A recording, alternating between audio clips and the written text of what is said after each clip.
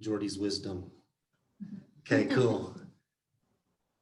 Okay, guys, we're pretty fortunate. Some of you know Jordy, and that's why you're here.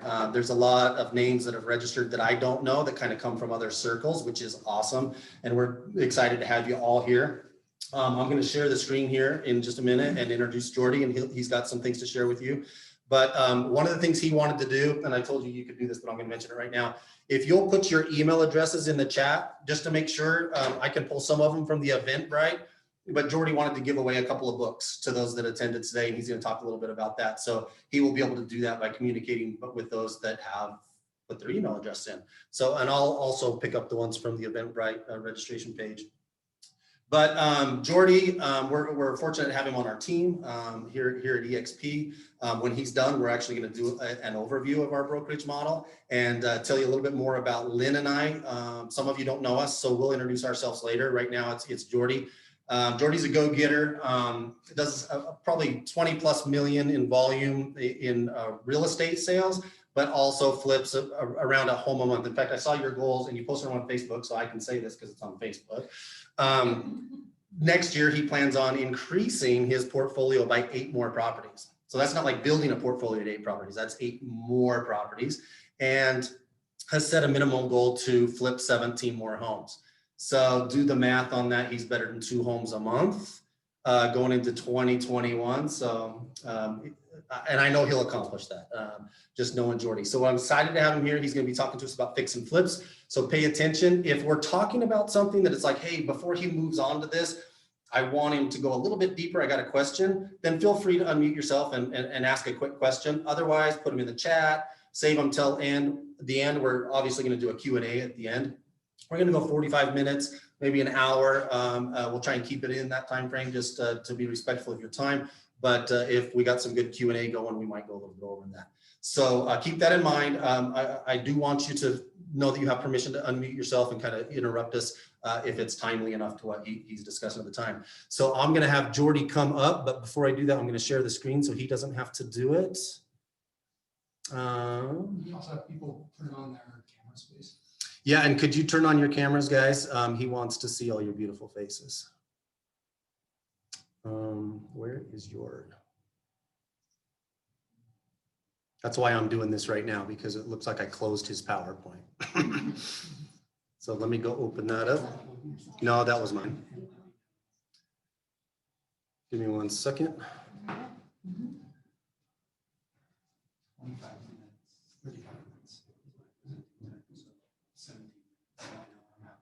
I had this all ready, and then Lynn wanted me to change the screen, or Sydney did. Give me 1 sec. I go slower when I'm under pressure, so.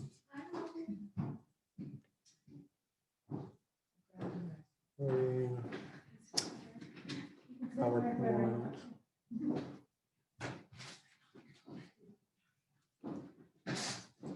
Almost there, hang tight.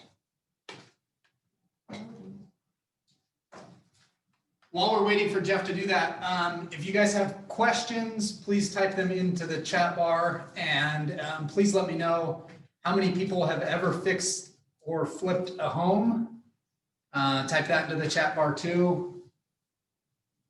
And if you have, how many you have flipped, just so I can kind of get an idea of where people are at. Okay, guys, do you see the slide, the title slide? All right, cool. Come on over, Jordy. Jordy Clark. It's not in presentation mode, Jeff, but we can see the slide and preview of the next. Well, if you don't need to see the slides, I can open it. I want to see everyone, so. Oh, okay. Go grab another computer or a monitor. Okay, real quick, I just want to see who we've got on here.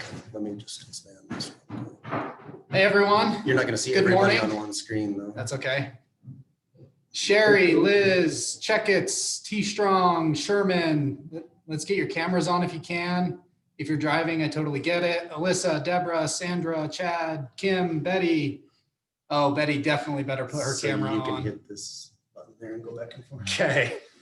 Matt, Landon, Caden, Chris, Grams, Courtney. Guys, if you can turn your cameras on, please do. I want this to be as engaging as possible. I am here taking an hour out of my day to help you guys in your journey. This is 100% about you, not about me. So please give me some engagement. Let's see here. Where can I see the chat, Jeff? Let me see, it was up, but I just covered it. I just got done exercising. I have no makeup on. I'm sweating. I'm going to pass on the video, but I Hey, will be you're here good. listening. You're good. I can imagine it. So thank you. Good job on getting the workout in, by the way. I was not able to work out this morning. Thank you. It's not opening for some reason. Okay, maybe someone else can read me the questions as they come up as we start going. Yeah, I'll have Sydney monitor it. Okay, cool.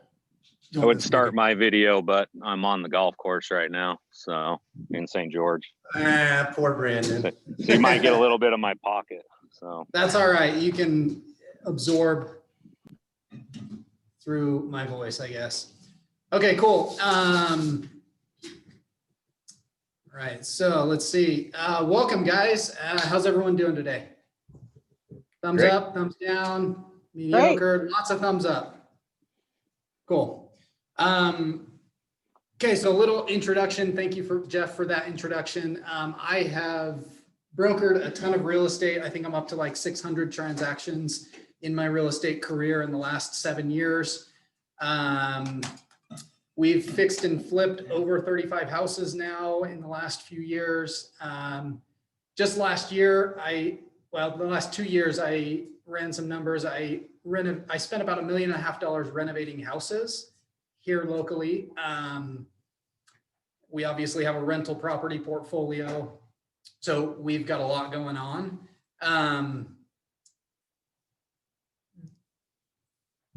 The title, I think, is a little misleading today, but I'm going to go ahead and give this disclaimer. Can everyone see it?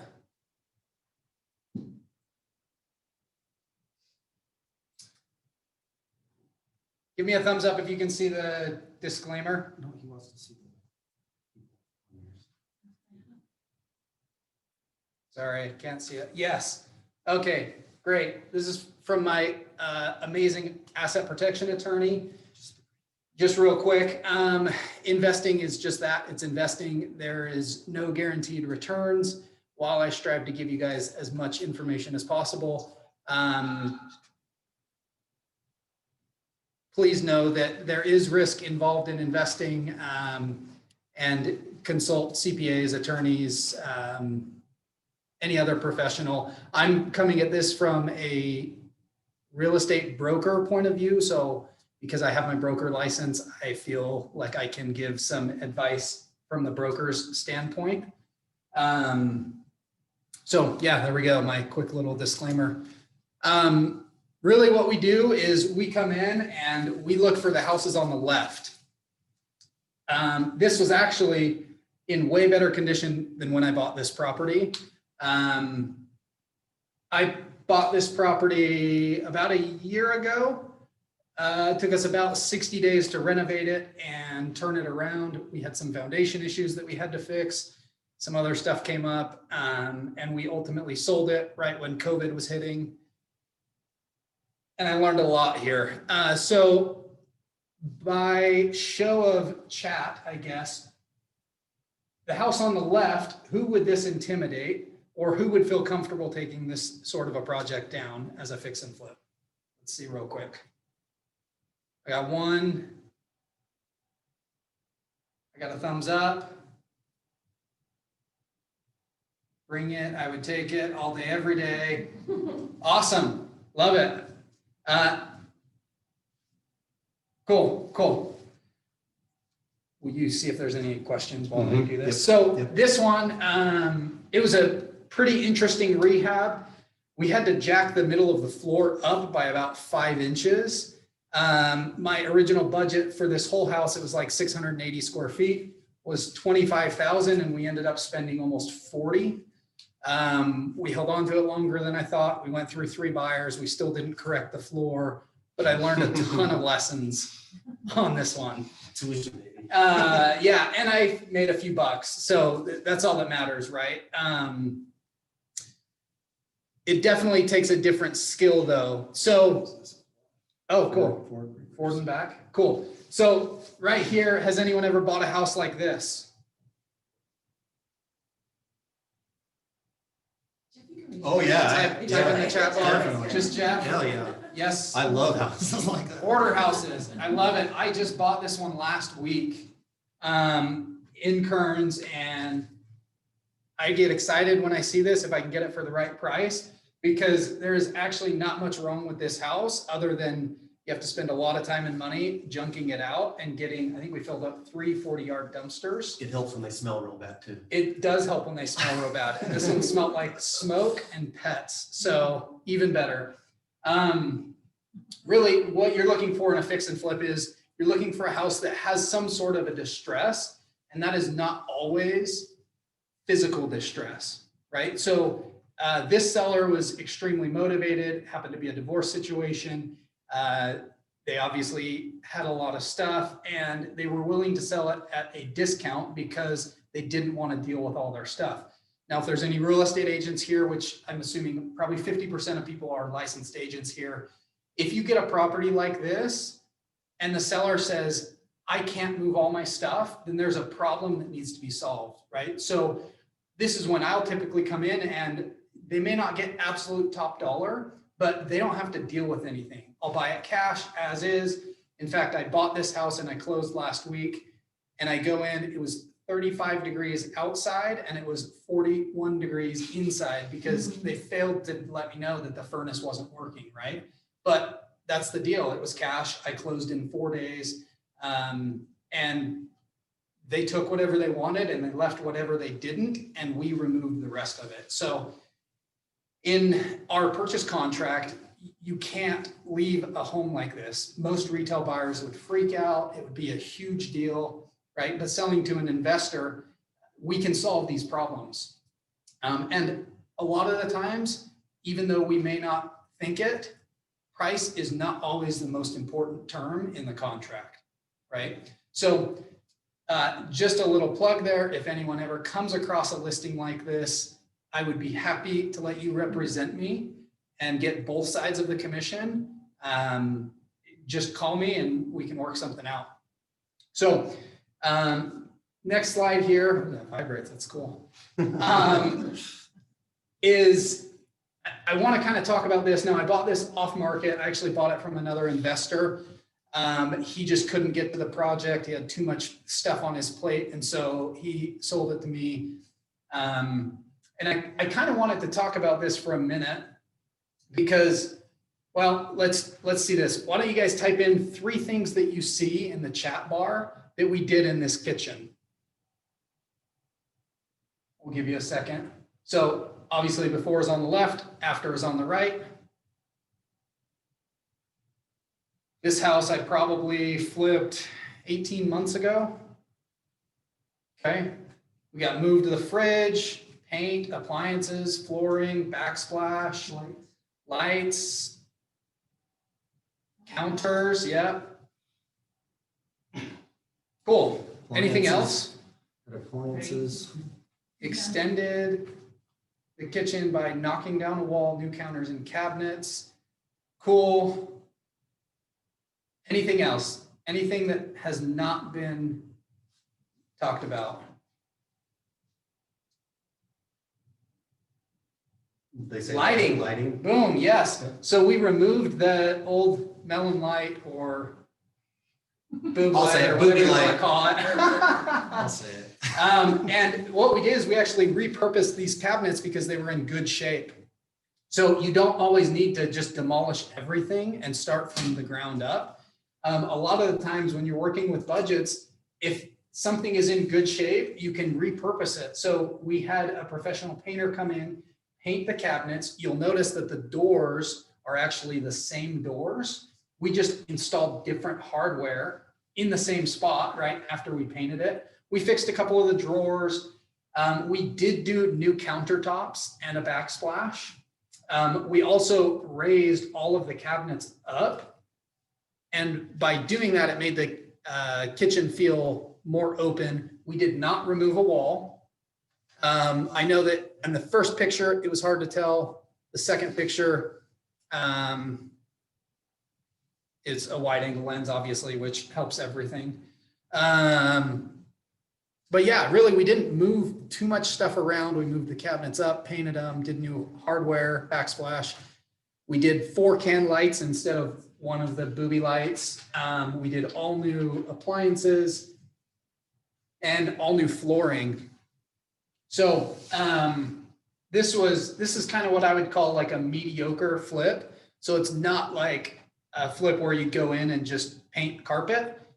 We actually did more than that because we did all new appliances. We did granite countertops, which I still got at a discount, by the way. We did not go for the most expensive quartz. We just went for something that looked good and fit the area. So the biggest thing that I've learned in fixing and flipping is don't over improve the house, right? Which I think we all tend to do because we want to make it nice. We want to add a lot of value. But a lot of the times the value can be in just making it look and be what people are looking for without going overboard, right? I could have very easily just said, let's demo all of these cabinets and spend $3,500 putting new cabinets in. But that would have cut into my profit margin, and where the cabinets were in such great shape, they just need a little bit of fix up and paint. Someone gets the same feeling of a white kitchen, but they don't necessarily have brand new boxes. I will throw a disclaimer in. I think if you're flipping anything that will be worth more than $500,000 on the back end when you sell it, it's commonly called an ARV, or after repair value.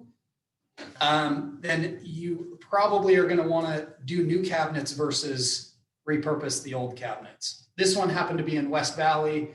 That's 60 to 70% of where I like to stay, just because it's starter housing. And that's a real big need right now that we have, is affordable entry-level housing. So again, that just kind of comes with the knowledge, right? Like I would never repaint cabinets in a $700,000 Mill Creek flip. I would do new custom cabinets. So here's another picture of the kitchen, how it was.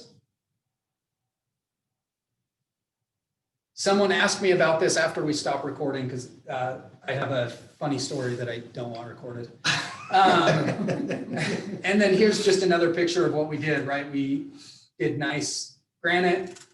We fixed some of the windows, threw more can lights in, etc. Oh, and had it staged, because staging it makes a big difference. It's bigger behind you, by the way. I know, I was just seeing if it was recording. Okay. I got my glasses on. So this right here, now that you've seen some before and afters, I do have more, so don't worry. I wanted to talk about how you know if you're getting a good deal, okay? And the way I look at it, I try to look at it the way an appraiser is going to look at it. So I do about a mile radius most of the time. I look at what's active, what's under contract, and what has sold, typically in the last 90 days. Now, I will tell you, because our market in Utah right now is so crazy, I am only looking in the last 45 days at solds and what's active and under contract, because that will give you a way better feel on the market versus going 90 or 180 days back, because our market has been moving very rapidly. Okay, I look plus or minus 10% on the square footage. Okay, now if it's a 2,000 square foot Rambler, I'm typically going 1,800 to 2,200 square feet. If I can't find any comps that meet those two first criteria, I'll continue on, but then you can expand those to a little bit more than the rest of these. Okay, I look at the same style house, a Rambler, 2-story, tri-level, condo, townhome, etc. And I would not cross compare, right? So if I'm looking at a tri-level house that's built in the 80s, it is not comparable to a house that was built in the 1940s that's a bungalow or a Rambler, right? And in a lot of these areas like West Valley, you'll get a good mix of year builds. You know, you'll have brand new neighborhoods next to houses that are 70, 80 years old. And you just want to make sure that you're comparing like with like. You also want to look within 10 years of when it was built. So if I'm looking at a potential flip and it was built in 1950, I'm going to go from 1940 to 1960. And I really don't deviate from that very much unless we get all the way back to like the turn of the century. And then I'll go from like anything older than 1940. I look back 90 days or less, find the best looking comp, or yeah, I guess the best looking comp. You want to find what your end product is going to be. So if I'm looking at a house and I'm going, okay, I can really only carpet and paint this one because the margin's pretty thin. I'm not going to compare that with something that someone's decked out and they've got new cabinets, they've got quartz countertops, right? And I'm going to have Formica and old cabinets. So you want to look at that just to determine like, hey, if this house had sold, what would it have sold for based on these comparables? And this is probably the toughest part of being a flipper after managing contractors and your budget, is just knowing what things are going to sell for. I've had really long conversations with flippers and hard money lenders and other investors. And I'm like, hey, let me get your opinion. What's this worth, right? So sometimes it's worth getting a second opinion. If anyone is ever stuck and they need a second opinion, please feel free to reach out to me. More than happy to take a quick look and let you know what my thoughts are. Because that can make or break a deal, right? Sometimes there's a $40,000 swing and we just don't know why. So with that being said, the next thing is no dividing lines in the valley. So I'm here locally in Utah. I know some people are in Vegas or Idaho or wherever else, but in Salt Lake, we have certain areas that you'll get a $15,000 bump just by being on the other side of a street, right? So people will literally pay $40,000 more to be on this particular street versus this particular street. So it's important that as you're looking, you go, okay, well, 4700 South in West Valley splits Kearns and West Valley. Well, people will pay $15,000 more to have a West Valley zip code than they will to be in Kearns. So you can't look at a potential Kearns deal and think you're going to get the West Valley prices, right? Same thing with like the Canyon Rim area. So below 215 and above 215 are two totally different areas. So I can't compare a flip in the Canyon Rim area to something in, what's the area above 215? I'm having a blank right now. I'm blanking. Mill Creek. No, it's not Mill Mill Creek. Creek. No, it's Oh. the Cove. The Cove. The code. Yeah. Cove. Anyways, so basically just know Olympus your Cove. dividing lines. Olympus Cove. Olympus code. Yep. Halfway. And it's more of an art than a science. You will continue to get better and better and better. I would also say, can you see how many people in here have flipped the house before? Oh yeah, you already asked. If you have never flipped a house before, I would stay on the west side of Salt Lake County. I would stay where you're buying entry-level housing because it is way more forgiving than the $650,000 Mill Creek flip that I'm doing right now that we completely gutted and we're spending close to $125,000 on just the renovation. 10 or 12 would answer. 10 or 12, okay. Most people have done a flip then, at least one. Cool. Kind of gives me an idea. About a third, or Okay. we got way more than 12. Yeah. So basically the point is don't go and flip $1 million house if you've never flipped $1 million house, right? Like work up to it. The entry level housing is far more forgiving on the small little details like paint touch-ups, trim touch-ups, stuff like that, than the higher end price ranges. Buyers just get pickier. You have to be more in tune with trends where right now, if it's a moderately priced house in good condition, it'll sell in West Valley or Kearns, or Magna or Tooele. I'm not discriminating. So real quick, I pulled this yesterday. And I tried to use one house for the rest of these comparisons. So if these were the comparable houses that are all within a 10% variance of square footage that have sold in the last 60 days, I might have even done less than that. I might have done 30. If I were looking at a potential deal,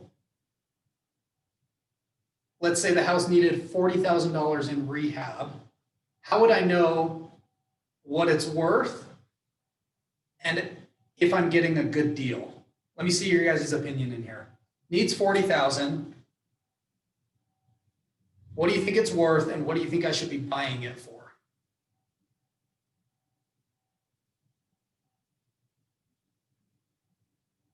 Come on, don't be shy and enter something in the chat.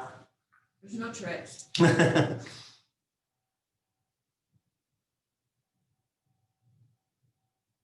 Okay, this is good.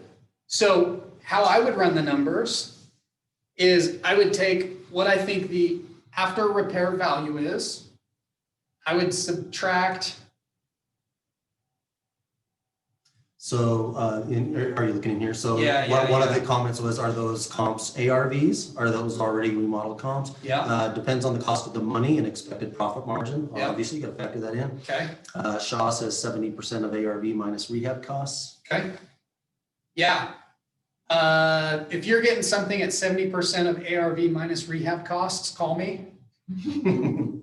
That's awesome though. So there are some quick rules of thumb. And all of this is true. It does depend on the cost of your money. It depends on what you want to make. Yes, all of these are after repair value comps.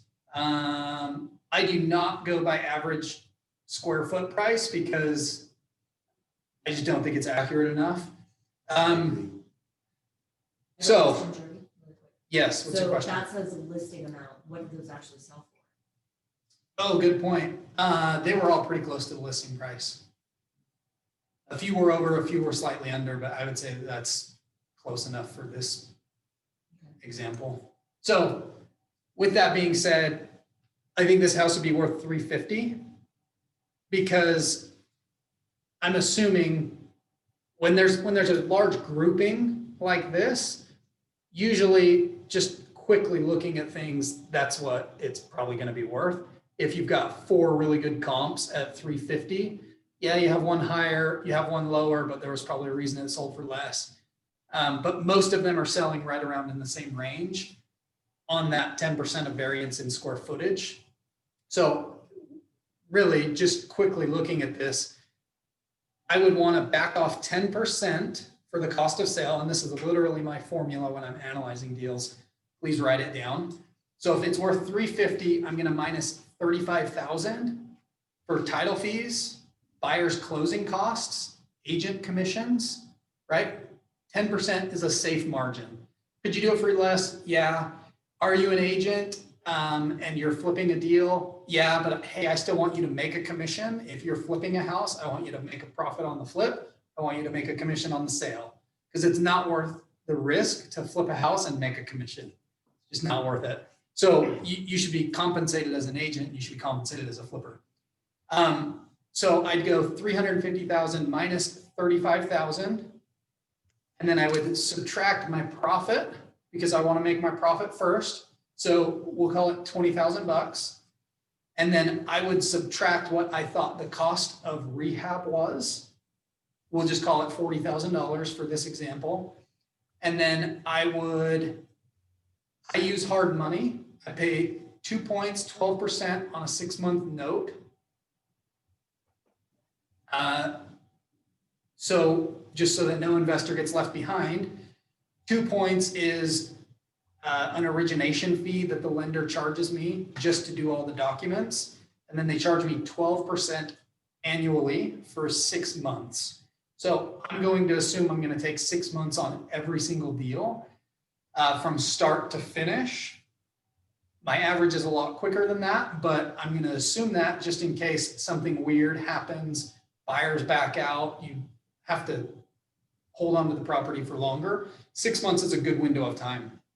So to do that, I would times my expected loan amount by 0.12 and then divide by 2. That gives me 6 months of interest, and then I would take my expected loan amount and times it by 2%. That would give me my points. You're gonna have title fees, which is about another 1% when you purchase it.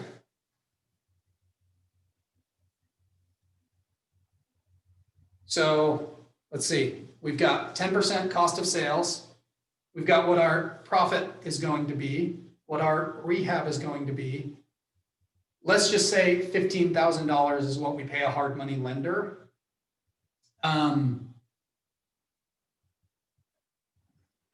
I usually put in 15,000 bucks just as a placeholder, and then if it's less, then great. What does that put me at a purchase price at? Well, with. Type in if you have it. 240, but I don't know if that's an additional 15 off your 240. lender. Let's see.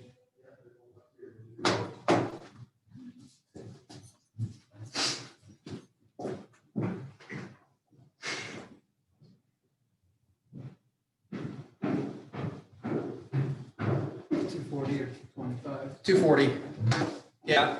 So 240, 240, 240. Perfect. Yeah, we got a couple of people that got it. So yeah, I would need to be buying it around the 240 mark for it to make sense for me to flip it, assuming that the rehab needs 40,000 bucks. And I'm going to profit 20. So usually if your rehab is less, you can pay a little bit more for the property. If the rehab is more, you can pay less. A quick and dirty rule of thumb I look at is about $100,000 spread between what I'm paying and what I'm going to sell it for will usually let me know if the deal is worth looking into further, right? Because I probably get 8 or 9 wholesale deals a day that I have to filter through. And also for the agents here, if you're representing a seller, you've got to know about what it's worth given the amount of work that it needs, okay? So 100,000 bucks. If I were buying this at 240, I'd do the deal, assuming that it's worth 350 after a $40,000 rehab. We kind of went over this, how to read the market when selling. Hey, Jordy. Again, is a very, yeah, what's up? Quick question. To get your ARV price, are you then just taking the sold prices and averaging them out? How are you getting your ARV price? Yeah, that's what I did. So there's 3 or 4 houses that sold at about the same price. Mhm. So I'm just going to assume that the appraiser is going to use those comps. Gotcha. Okay, Because thank you. they all validate the same price. So if I'm thinking like an appraiser, I have to justify why this house is worth 350. Mhm. So I'm going to use comps that justify that, right? Right. In other words, let's say I contracted this property for $399 and an appraiser goes to and appraise it. And these are the only comps that he can find with a 10% in square footage that have all been remodeled. Do you think I'm going to get $399 on an appraisal? Not at all. Yeah. So ultimately, the buyer would be willing to pay it unless we negotiate with the buyer, which is actually happening a lot right now, that they'll pay above appraised value. We are locked in with what the appraiser dictates, basically. So I want to make sure that, I'm not paying $300 for this house thinking I'm going to flip it at $400 if all the comps are at $350, Right. because then I'm going to lose money. Mhm. So does that answer your question? Yep. I just have always done it based off of average of sold square foot price. I was just curious. That's all. Yeah, that's fine. Are you here locally or are you in a different market? Locally. Cool. And again, there's nothing wrong with that. I just prefer to look at it differently because all of the appraisers I've talked to, almost none of them use the price per square foot model of valuing a property. Okay. And here's the crazy thing appraisers can be interesting. I have a new construction deal. We have all of the comps to verify it. We contract at 515, totally a side note, sorry. The appraiser appraises it at 470. We have two comps that justify our 515 price. We ask him to reconsider. He reconsiders it and says it's still worth 470 because I feel that way. Because I said so. Because I said so, right? So ultimately, like, we went back to the buyers and we're like, we're not discounting the price because this is the best lot in the subdivision. We have these two comps that justify the price. There's a lot premium here. You guys knew it going into it, so we're not going to discount it. And they paid the difference. So really, you have to make sure that it's going to appraise or at least get reasonably close, right? Now, if I were flipping this and I did a better job than these other 6 houses, and I felt like there was some other compensating factors that justified a price of 359, maybe 365, could I push the envelope? Sure. You know, as long as you can justify it and have comps that back that up with actual data versus like, no, I just think that's what it's worth. And price per square foot, you totally could. If there was one comp that price per square foot is way higher than the rest, I'd probably dig into it deeper. I think there's a difference there between what you might list it at when you're done versus what you're talking about before on doing your numbers. You would never do your numbers saying, I'm going to really push the envelope, right? Yeah, no, that's a really good point. Like the Mill Creek flip I'm doing, I paid $425. It's about $125,000 renovation. When I bought it, I was assuming a $575 sales price. So I was like, it's a little tight of a deal, but I need something for my guys to go to. So we're going to do it. And now I'm looking at it and there's a really good comp down the street that sold for $639. So I'm like, we might push it and go $625. But I would rather have that happen than the opposite where I'm depending on $625. And if I sell it for less, I'm not making money, right? I want you guys to make more money, not less. Okay. That's why I'm doing this training. Next slide is my favorite.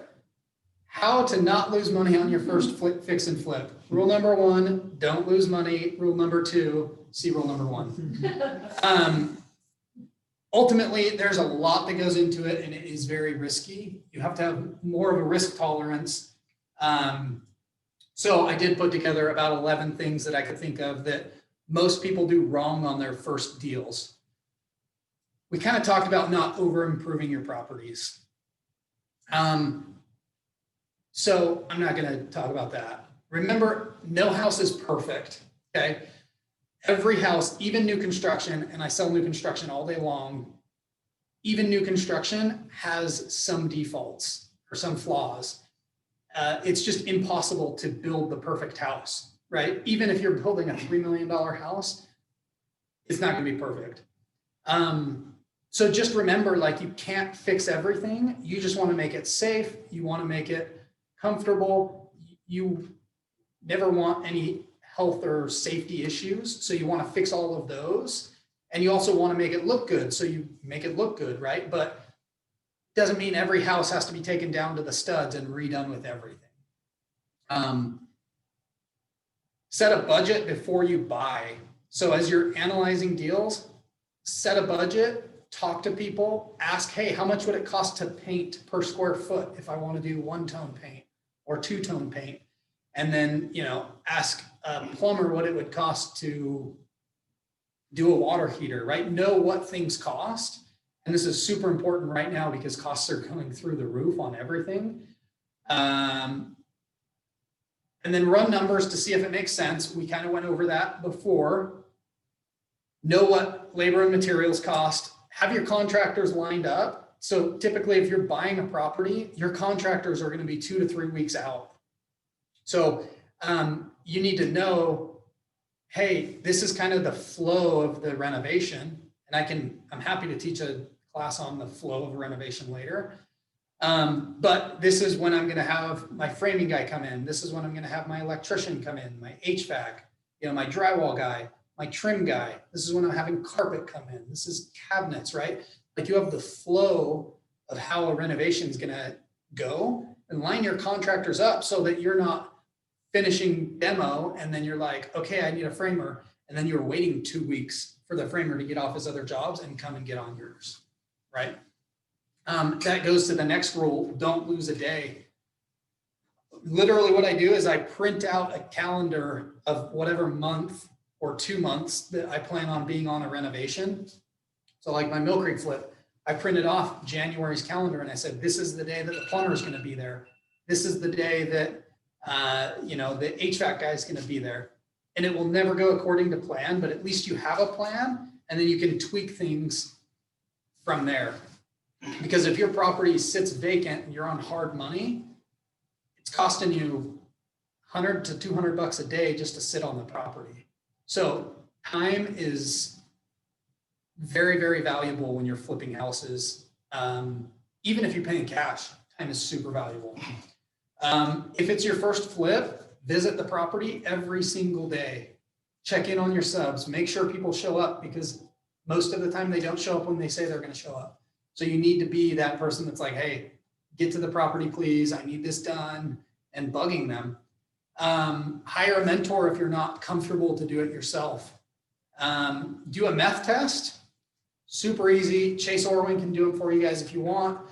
And it is great negotiating power when you're purchasing. It also won't bite you in the butt when you go to sell it and you know you didn't realize there was meth in the HVAC and a buyer does a meth test because they will, and they figure out, hey, there's meth in it.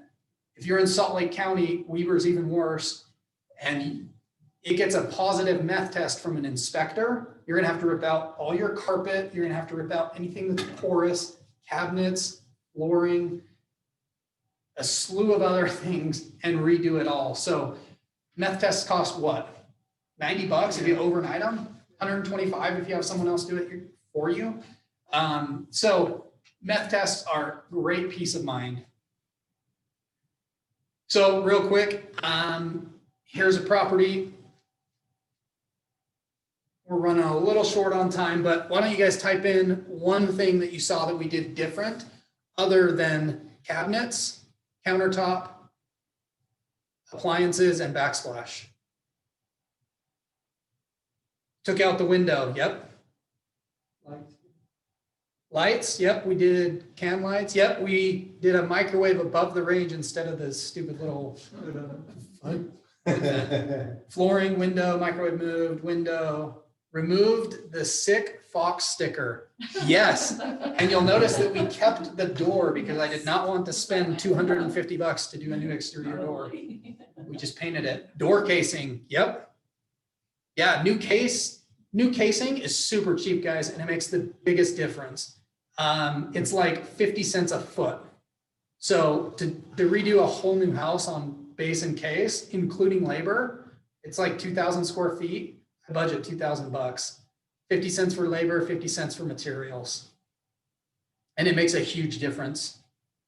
Anything else? Are those new cabinets or just doors? New cabinets. New cabinet. Yeah. Oh, we did a new doorknob, guys. Oh my gosh. Don't make the mistake of doing 99% and then not doing doorknobs and hinges.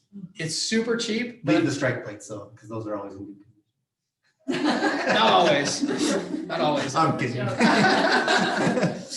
Okay, cool. Here's some more before and afters. This is of the same house, just the bathroom and the kitchen. Other than removing the wall and doing new cabinets and countertops and flooring, what can you guys see that we did? While they're putting that in there, Jordy Sherman wants to know what you look at when determining cabinets, whether they're worth replacing or redoing. That's a good question, Sherman. So the first thing I look at is, are they in good shape? Because if they're in bad shape, it is not worth trying to get rid of them. It probably costs $600 to $700 to have cabinets repainted. You got to sand it down, repaint it. And if a painter's painting the rest of the house, you can get it done pretty affordably. So if they're in good shape and my after repair value is in Utah under $450, I'll probably just paint them. If it's over $450, I'm probably gonna pay to get new ones. New cabinets in an average kitchen are about $3,200. So it's a $2,500 difference to do new cabinets, and I just feel like the higher end buyers want new cabinets. So relocated kitchen plumbing, yes, yeah, we moved the kitchen sink, we moved the range, we redid everything. Tile surrounded bath and new mirror, yep. You'll notice we kept the bathtub because the bathtub was actually in really good shape.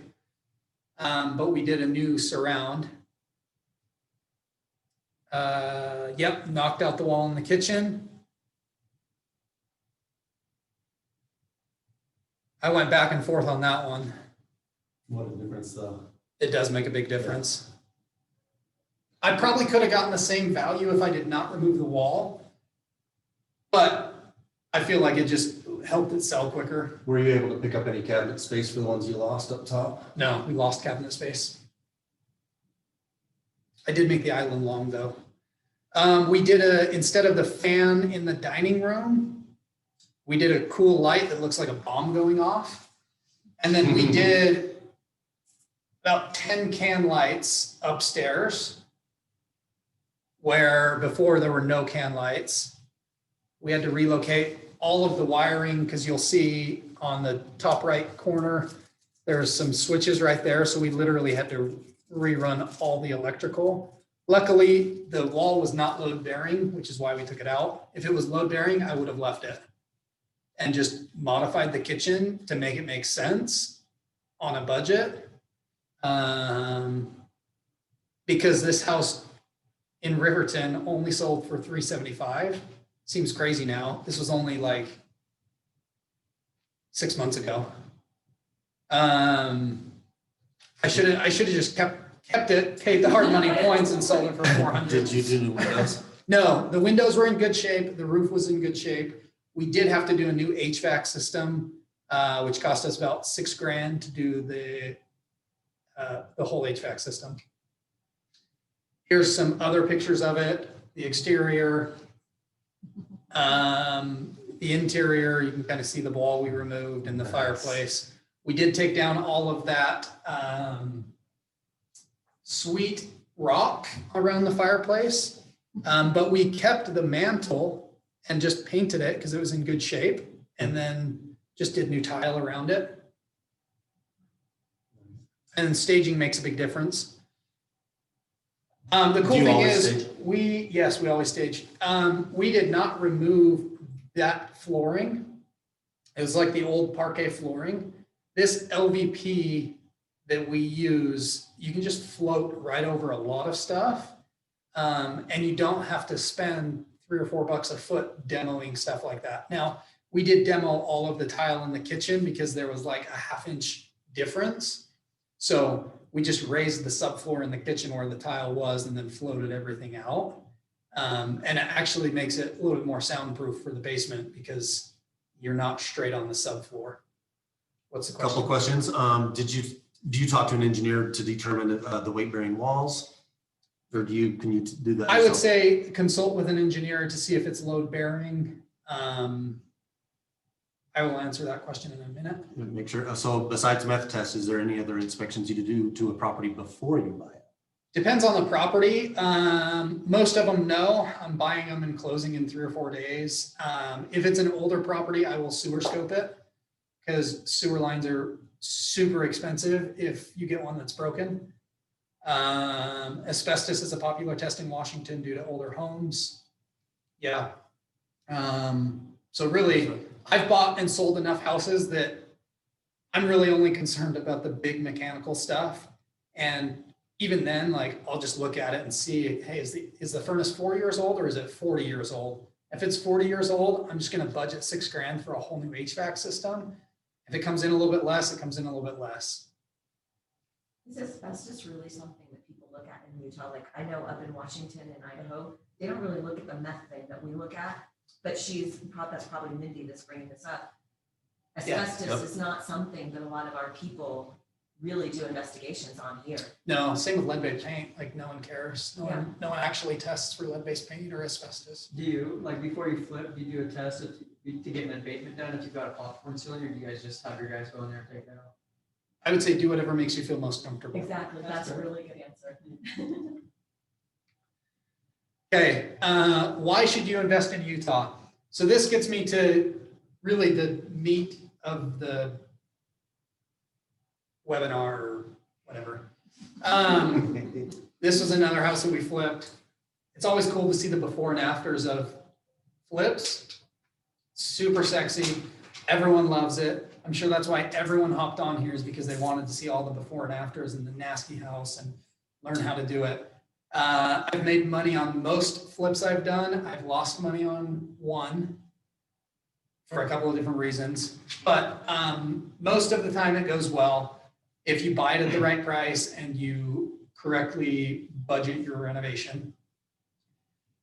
I'll be honest, we fix and flip so that we can buy and hold, if that makes sense. The only reason we're flipping as much as we are is because I want as much cash as possible to go and buy distressed houses and hold on to them for as long as possible by letting tenants pay down that debt.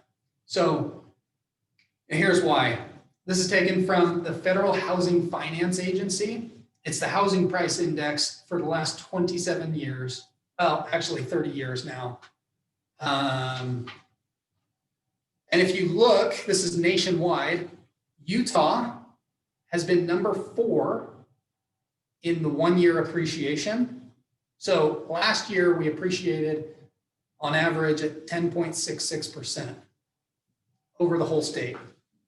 Okay, which is freaking amazing. If you own a lot of properties. If you don't, it sucks. Since 1991, this is what I want to talk about. Since 1991 in Utah, we've appreciated 386%. So let's just take a minute and wrap our minds around that. If you bought a home in 1991, it would be worth 400% of what you paid for it. Now, if you compare that with Columbus, Ohio, Georgia, New Hampshire, most of the nation actually, it's like quadruple or double what the appreciation rate has been in other parts of the nation. And there's a lot of reasons for that. A lot of people are coming to Utah from California, from Washington, from New York, because it's more affordable here. There's no state taxes. It's better for businesses. It's a better place to raise your family.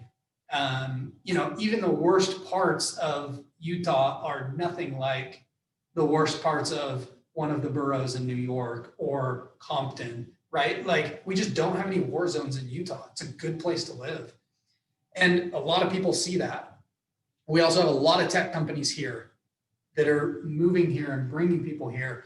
The remote work movement. I think COVID sped up what was already happening and condensed 10 years into a year.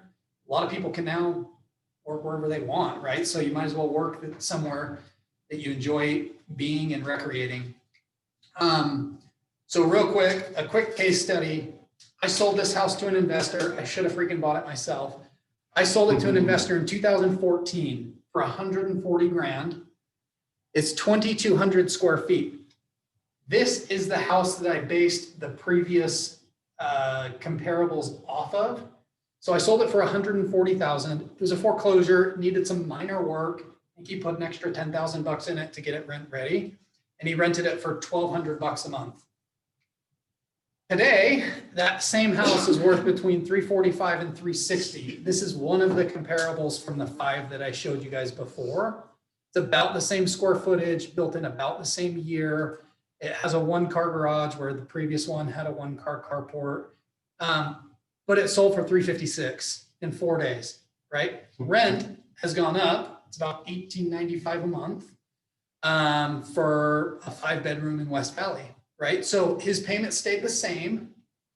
It was about $1,000 a month. So he's now making 900 bucks a month in passive income, which is what gets you guys to financial freedom, which is why we're all here. We want to have enough passive income that pays our bills, and then we can truly do whatever we want all day. Right? For me, that's probably going to be doing a heck of a lot more real estate, just knowing that my bills are paid for. And this is why we're flipping. We flip, take those profits, pay taxes, we give some of it away, and then we take the rest of it and we buy cash flowing real estate. We're currently under contract to purchase an office building and a 5-unit apartment complex in the next 30 days because of the cash that we've generated in the last quarter. And both of those, well, the office building I'm buying with an SBA loan, so I'm not going to get my cash back out. But the apartment building, we're actually going to go in, increase the rents, increase the value, and refinance all of our money back out of it. And at the end of the day, it'll still make us $1,700 a month with no money in the deal.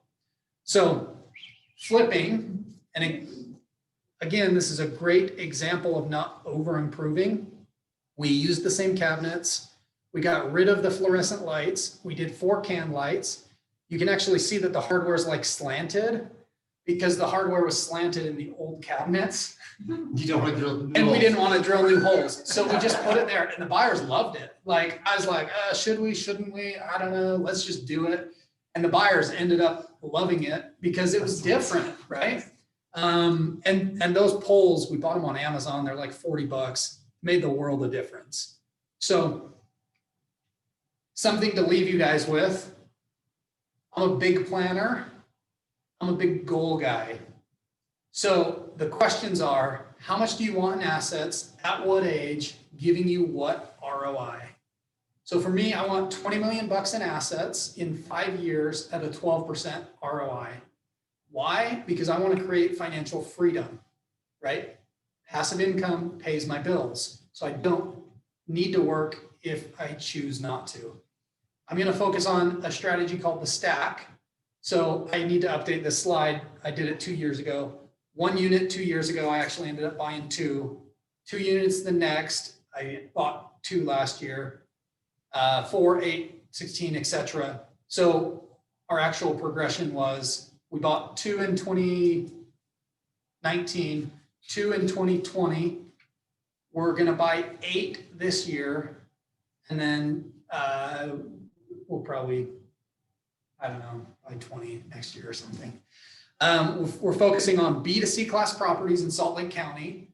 That is not buying a new construction condo or townhouse and just putting 20% down. And we're focusing on value add opportunities. So we'll go in and buy a distressed house or 5-plex or office complex or whatever, fix it up, refinance because it's going to be worth more because we can rent it for more. And then try to get most of our money back out and keep recycling our money while we continue to do all these flips. So all of this is great information. At the end of the day, you need to figure out what is your next step. We're all in different places, but we can all take the next step to get to where we want to go. And side note, don't get so distracted on where you want to go that you forget where you're at, because every day is a gift. I've had a few friends that had family members. I've had a friend pass away last year. Life is just too short. So enjoy where you're at. Don't always get caught up in where you want to be. Enjoy where you're at. Action and accountability help us meet our goals. So just by showing up, you guys are being accountable right now to learning. Keep doing it. Keep showing up. I am a board member of 2 great associations here in Utah, SLRIA and UVRIA. They're both real estate investor associations. It's $150 for the annual membership. And just going to the meetings, you're going to get way better information than this.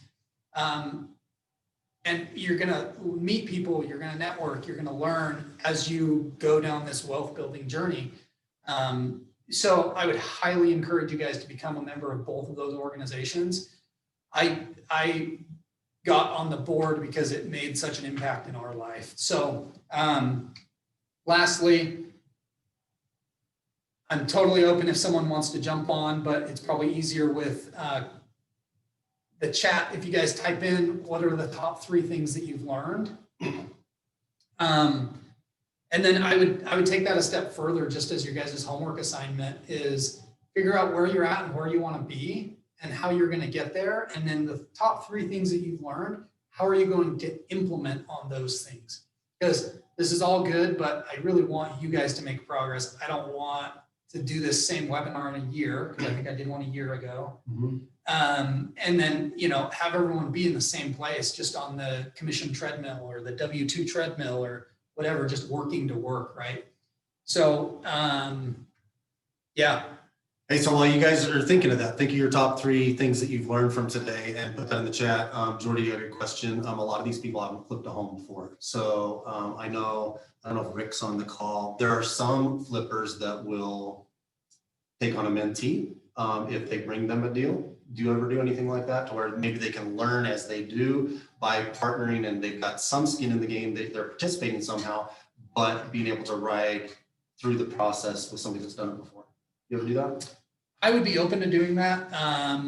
Right now, my time is very constrained because I'm representing a builder in 2 different subdivisions, and it's a ton of work momentarily. That should be done by April, which will free me up to do more flips, which I'm totally excited about. So yeah, I mean, if you guys have any questions, I'm happy, even if we don't partner, to look over your shoulder while you guys do a deal and you help me out. I would say that the RIAs are probably a better place to go to network. Yeah, I mean, I don't love partnering on deals because most of the time you're flipping a house for $20,000, and if you're splitting it 2 ways, it's a lot of work to make maybe $10,000. And really, after you do 2 or 3, you get the fundamentals and you can do it on your own. So I'm totally happy to help, but I don't want to take any of those profits. Yeah. Like, I thought I'd throw it out there. I mean, Yeah. if somebody that's never done it before, it's hard to pay for that tuition up front and screw up off your first one. There may not be a second one, right? And so I agree with Jordy on the Investors Association. You need to be rubbing shoulders with people that are doing what you want to do, plain and simple. And it doesn't cost very much to be part of those groups. it's $150 a year each. Yeah.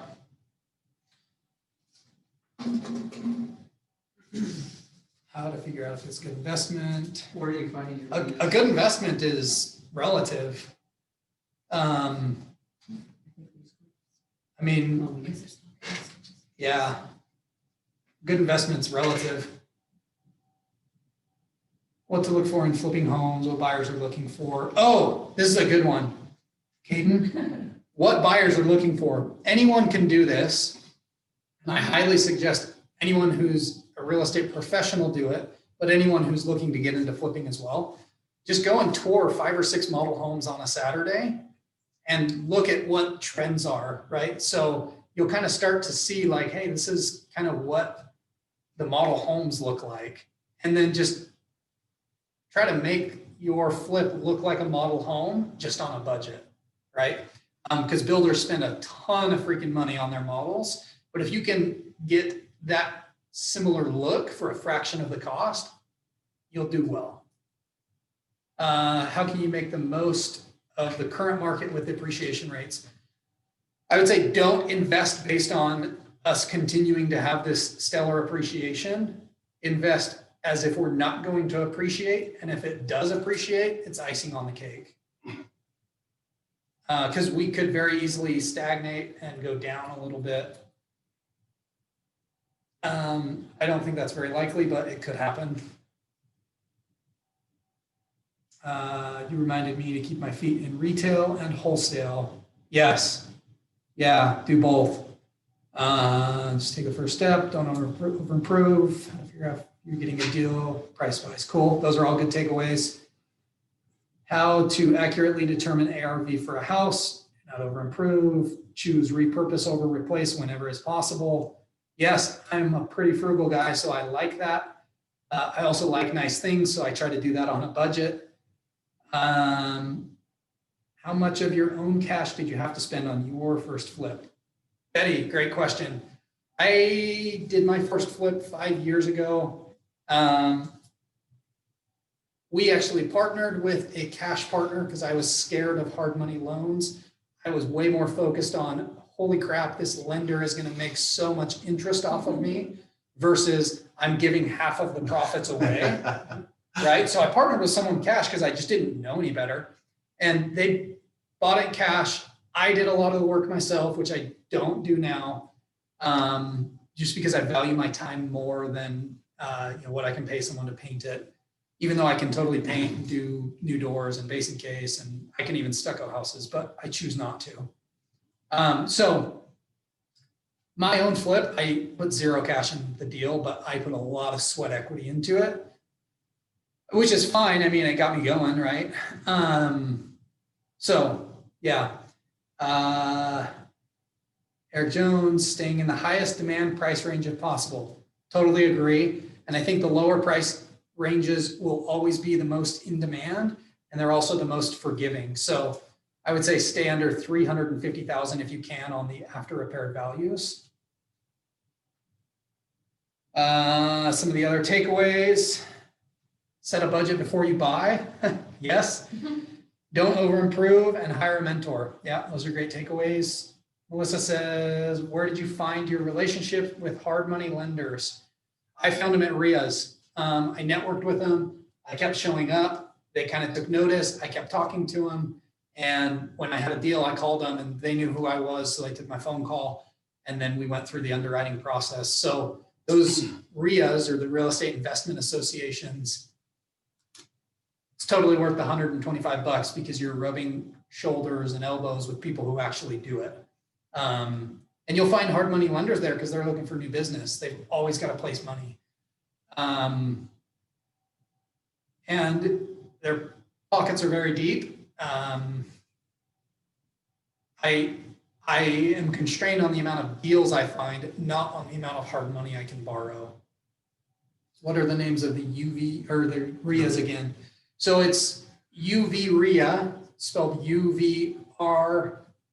It stands for Utah Valley's Real Estate Investor Association. If you look me up on Facebook and send me a DM or post, I want to know the website or whatever, I'll find it and tag you in it. They meet once a month. The one in Salt Lake is called Sluria. It's SLREIA. I'm sorry, I have to think about it as I say it because I get paid to sell, not spell.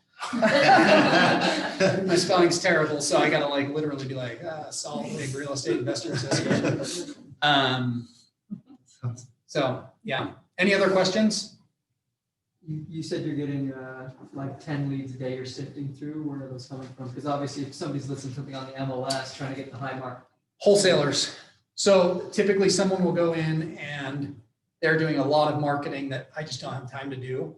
They'll go in, they'll find a motivated seller and they'll put the property under contract and then mark the contract up $10,000 and they'll wholesale it to me. So they send an email out and you can meet the wholesalers by going to what's called a RIA, right? And they want to move deals. So they want more contacts. They want more contacts. You get on their email list and they freaking get And blasted. these are before they're on the MLS, or they also on the MLS? They never go on the MLS. Awesome. Yep. Just like the MLS is retail, there is a wholesale market. And that's primarily where I buy most of my deals. My Canyon Rim flip in Mill Creek, though, I did pick up off the MLS. So you can find MLS deals. Is it just as competitive with real estate investors to get those same deals like you're trying to get? So it's super competitive. Here's what I had to do to get that one. They listed it at 375. I bid 425 with $35,000 non-refundable, and I'd close in 3 days. So cash, right? Because I knew based on my relationship with my hard money lenders, I'd make one phone call and I'd get funded because of my track record, right? And my hard money lenders normally know that I'm paying them off way before 6 months, which they like because they make money on the points, not on the interest. So they know I'm a good borrower, the deal's good.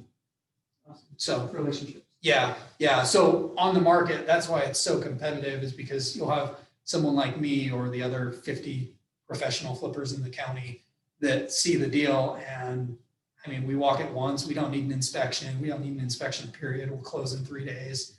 I'll put up 30, 40 grand of non-refundable money because that speaks higher than someone who's just doesn't know what they're doing and they're not comfortable with it. So it's super competitive though. I wish I did not have to bid that high. Yeah. I wish I could have got it for 375.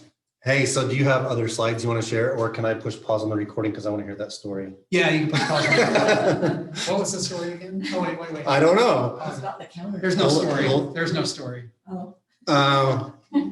And is accomplishing now. We did back when it wasn't sexy. Yeah, I thought it was damn sexy. What are you talking about? Jeff would he would go through homes that were just horrible, and we did a lot of buying straight from foreclosed homes, and we still hold a lot of those houses still. And so we have a fantastic portfolio of homes that we bought back in the early 2000 timeframe. And we've been holding those, and they've turned out to be fantastic assets for us. So it's fun to watch him go through what he's going through and how fast he's working through things, because it does seem like it's impossible, but it's not. And Hey, before she goes back into our story, I want to tie something in really quick, because everybody on here are either investors or they want to be investors. Okay. And so I'm going to, you know how Jordy said that he likes to do flips because he gets capital so that he can buy and hold? That's what Lynn and I did. The only reason we flipped a bunch of properties is so that we could hold on to properties. So fortunately, we started young. When that slide was on the screen where Jordy was starting from 1991 till now on property values in this area, we actually bought our first property in 1991. So I pointed to the screen for Lynn because that was kind of cool. So we started young and we built quite a portfolio, and she's going to talk a little bit about our background. And then we're going to go just to give you a brief overview of what eXp has to offer and why that connects with our mindset as investors. But I want you to think of that buy and hold scenario versus the flip mentality. A good comparison is like somebody that invests in the stock market, right? A day trader is more like a flipper. They're in, they're out, they're turning their money, they're actively, watching the market and moving their money around. An investor buys and holds, more like a Warren Buffett, right? He hardly ever sells anything. That's kind of the difference in the type of investors we were. We flipped by default, not as our game plan, but as a method to infuse capital into the buy and hold for that retirement plan. So I want you to kind of imagine this scenario, okay? If you could get an investment property or an asset that positively produced a couple $100 a month. can I see everybody? It's better for me. What's the best Yeah, one? can you see everybody? Yeah, I'd rather be able to see She wants to see some faces. Okay, yes. So imagine picking up an asset that had a cash flow of a couple $100 per month. Now imagine that property had a high likelihood of doubling that cash flow every year. How many of those would you need to retire comfortably? You can almost project forward, right? You can say, well, I need this much per month to sustain the current lifestyle I have, but hopefully you're like us and Jordy, and when I retire, I want to have a better lifestyle than I had while I was working. Okay, so you can set those goals if you have a formula. So would it be possible to pick up one of those assets every year? Certainly. Could you do it once a month or once a week? Who knows? It kind of depends. But we're talking about a residual income, right? Now, let me further this example by throwing out there that you could pick up this investment asset for no money out of your pocket, no credit requirements, you don't even have to finance, and somebody else is going to manage it for you, and you don't have to take care of all the responsibilities. Seems too good to be true, right? But now that's my little teaser because I'm going to tie that in at the end. So we'll go really quick. I have this slide up here as the pass off to Lynn to tell you a little bit where we started and where we are now. So we put this picture up so you can kind of see what we look like when we first found each other. Our first date actually was a lot of fun because what we did was we talked about real estate goals, ambitions, things that we hope to accomplish later. Little did we know that we were actually going to get engaged and married. I think less than 6 months. It was our journey. I'll give you the time frame. We went on our first date the end of October. We got married in May, got pregnant 2 months later. Yes. So when we were at 22 years old, we bought our first property. What was really cool about that is it was a 4-bedroom condo, and we were living in a 1-bedroom apartment. And we were so excited about buying this great property with a seller finance deal. But then we looked at the payment, it was $500 a month, and we collectively made about $8,000 a year. So what we ended up doing was we ended up putting students in it, and those students ended up paying for our mortgage, plus our rent, plus a lot of other bills that we had. So we were always thinking outside of the box. And so what Jeff and I did is we made a goal of buying one rental property a year. And that's kind of how our journey started. And we've always thought outside of the box. We ended up buying. She's trying to pick what parts of our story she wants to go into because there's a lot to unpack there. Yes, and we have very little time because we don't want to take too much of your day. What Jordy had to share was pretty amazing. But what we want to tell you is that we are we've been real estate investors. I'm a 4th generation real estate agent, so real estate runs in my blood. So I absolutely love real estate, from the investing side to being a real estate agent. My mother started at Keller Williams up in Northern Idaho, so I watched the transition of her moving into a different type of brokerage that actually was agent eccentric, which, or agent, that's not what I meant, that's not the word.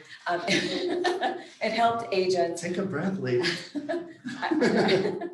It helped agents, besides just buying and selling, but also help them create residual income. So anyway, I'll let Jeff. No, you're doing fine. You're doing fine. No, okay. So building that portfolio is kind of fun because we far surpassed the one property a year. When we were 36 years old, our portfolio had reached its peak of 60 properties, and that was back in 2005. So it's been a fun journey there. But then, like Lynn said, we moved into being real estate agents and helping other people do what we had done. And so I got licensed in 2009. She came after our youngest graduated from high school in 2014. That was important for her. In fact, there they are. Those are our kids. They're on our team. I put this picture in there because Lynn talks about the generational in real estate in her family. Well, our kids never wanted anything to do with real estate when they were growing up because we were always dragging them to flips and meeting contractors and tenant move outs and signing leases and all this stuff. And it just drove them nuts. They wanted to go play, right? So Lynn would come up with games at the properties, like going find coins. It's amazing how many tenants just leave money lying around. You know, there's pennies, nickels, quarters all over. So that became a fun game for my kids. But now both our daughters are employees of ours. The blonde daughter in that picture is Ashley. She lives in Nevada. She's our transaction coordinator and does our bookkeeping. Sydney, she's actually here, but she's back there talking to Jordy and somebody else about doing a deal, I think. She does our marketing and manages our properties with Lynn. And Chase, my son, he is a licensed realtor just as of this year as well. So just the last few months. So that's a little bit about our background. Feel free to reach out to us if you want to go a little bit deeper because we do have quite an interesting story there. But what we want to do today is tell you why we are with eXp and what it has to offer. There's really 5 things. One is it's a cloud-based brokerage. Being a cloud-based brokerage, they offer phenomenal training that can't be matched in the industry, and we'll explain a little bit about that. But they also have tools that they provide to the agents. So the cloud-based training tools, but they also offer ownership and a share in the revenue as owners, as all the agents are owners in the company. So the company actually was founded back in 2009 when I first got my license by this guy right here. You see on the screen, Glenn Sanford. He used to be with Keller Williams. So I was with, I got to tie one more little thing in there. I was with Keller Williams for 10 years. Okay. What brought me over to eXp was when we started remodeling this office building that we're in, we were switching locations from one city to another city. And so we were redoing a bunch of stuff anyway. And we kind of figured, well, why don't we just get our broker's license and just be the Marchant Real Estate Group? But in doing that due diligence, I learned a little bit more about the liability that I would take on and the compliance responsibility, almost another job that I would take on as a broker. So I wasn't interested anymore. So I reached out to a friend of mine, Brandon, who was on the call earlier. I don't know if he's still on here. He's in Las Vegas. He was part of this cloud-based brokerage called eXp. Anyway, what I saw is what we're showing you. He got his friend up in Canada that was part of his team to do basically this for me. And we decided to move over. And maybe I'll introduce a good friend of mine that's on the call here later, Eric. I had to call some people and I'll explain that in a minute. to kind of look at it for me and make sure I wasn't missing something. So it's really quite extraordinary. So let's just kind of jump through this. I want to go a little bit faster because if there's some Q&A, I want it to be about what you want to hear about, not necessarily what excites me. This slide is just basically to show you how eXp is now considered the disruptor in the real estate industry, much like Netflix was for what Blockbuster had to offer. Kind of put them out of business when they had a new technology, new platform to offer how people viewed their movies. Amazon, don't need to go into their story. They put a lot of retailers out of business because they offer something different, unique, more timely. And eXp is kind of doing that to some of the brokerages that are tied into that old model of having the brick and mortar buildings and the lease agreements and the franchise agreements. And we're just one brokerage. So when Glenn founded eXp in 2009, again, he came from that Keller Williams model, and he kind of, instead of going out of business, he says, how do we fix the business? So Keller Williams had a lot of great things going for it. And he copied a lot of that, and then he infused what would make this company more recession proof, because he literally forged the company in the ashes of the last downturn. So now as we've moved forward into this pandemic time, this 2020 crazy time where people weren't going into their offices, eXp has done nothing but grow because they're a different model that we're going to explain a little bit more about. Already mentioned, they're not a franchise. They don't have the costly overhead that a lot of brokerages do. Everything's on a cloud campus, so we can have live training. All of this has led to just explosive growth. Even though they were founded in 2009, kind of working through being a different model took a little bit of time, but you can kind of see where this growth started right here on this slide around 2016. It's because a couple of gentlemen came over to eXp that were responsible for getting the message out of what eXp had to offer. Gene Frederick is one of those guys. He was with Keller Williams as well. And I'm only using that example because that's my background and that's Glenn's background. Gene Frederick actually was with Keller Williams as well. He owned an entire region and 6 franchise locations, market centers, and he sold them all to come over to eXp. So when he did that and incorporated some things into eXp that we're going to talk about, that really started bringing over the top producers in the industry. That's why we've grown to over 40,000 agents now. And last week, I saw a slide, last week alone was almost 900 agents joined eXp last week alone. So that's the trajectory that we're on. In fact, we're international. When Lynn and I joined not quite 2 years ago, they were just in North America and Canada. Then later that next year, they opened up the UK and Australia.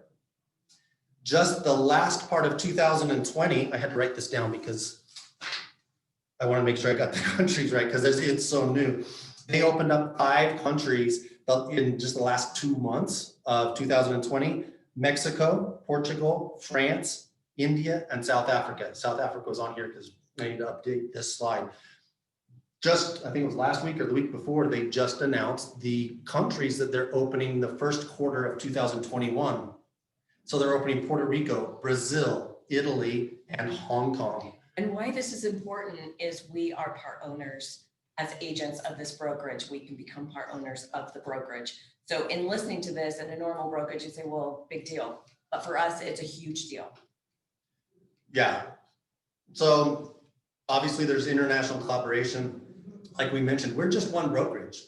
All of these countries all through North America, all the different states, it's one brokerage. Every other model kind of has their own market center, right? They have their own little territory, their own little office building where they have that geographical location. There's no boundaries. And it's not just no boundaries for the growth of eXp, but what I love is the collaboration with the other agents around the globe now, but certainly throughout North America and Canada, that we get to collaborate on a high level. So there's some really great tools that eXp has to offer. And did I skip over training? Oh, wow. I've been hitting my clicker. I'm going way ahead. Spoiler alert. I wanted to mention the training, and I guess I did. I skipped by it somehow. That's what happens. I'm probably squeezing this as I'm talking and I'm looking at the slides. But we can afford to offer high-level training because the top producers are incentivized to give back to the community. And so this slide says 40 hours, but there's consistently now over 60 hours of live training. I personally love live training versus archives of videos because it's an appointment to me. I have to pay attention. It's got a beginning and an end. I can't really pause it. I get to participate and raise my hand and ask questions as well, much like this Zoom call, and you're able to ask Jordy questions.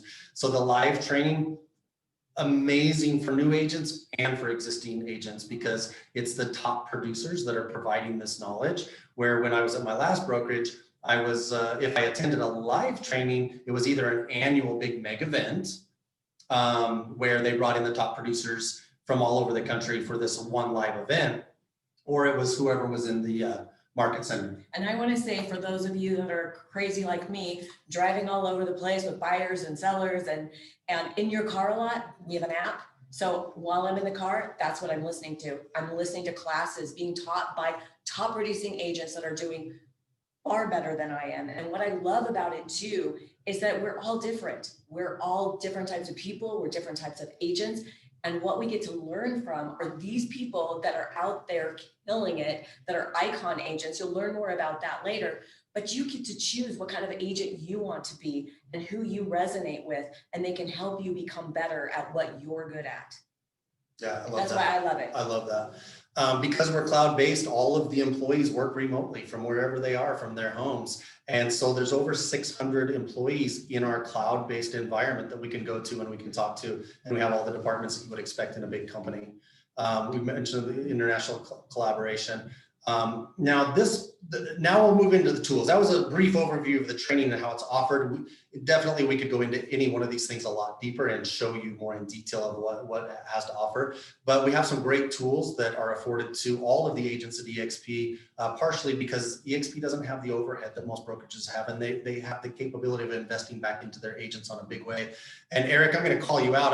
Hope you don't mind. I want them to hear from somebody other than just me. I want to pull you in here. Eric's a good friend of mine. I've been friends with him for over 15 years. He literally was the first phone call I made when I heard about eXp to take a look at it for me and tell me what I was missing possibly, because to me, honestly, it seemed too good to be true. And Eric's on the call right now, so you might have guessed that he actually did come over to eXp with us. But Eric, do you mind unmuting yourself and maybe go through some of the tools and maybe a little bit more about why you joined eXp? Yeah, happy to do it, Jeff.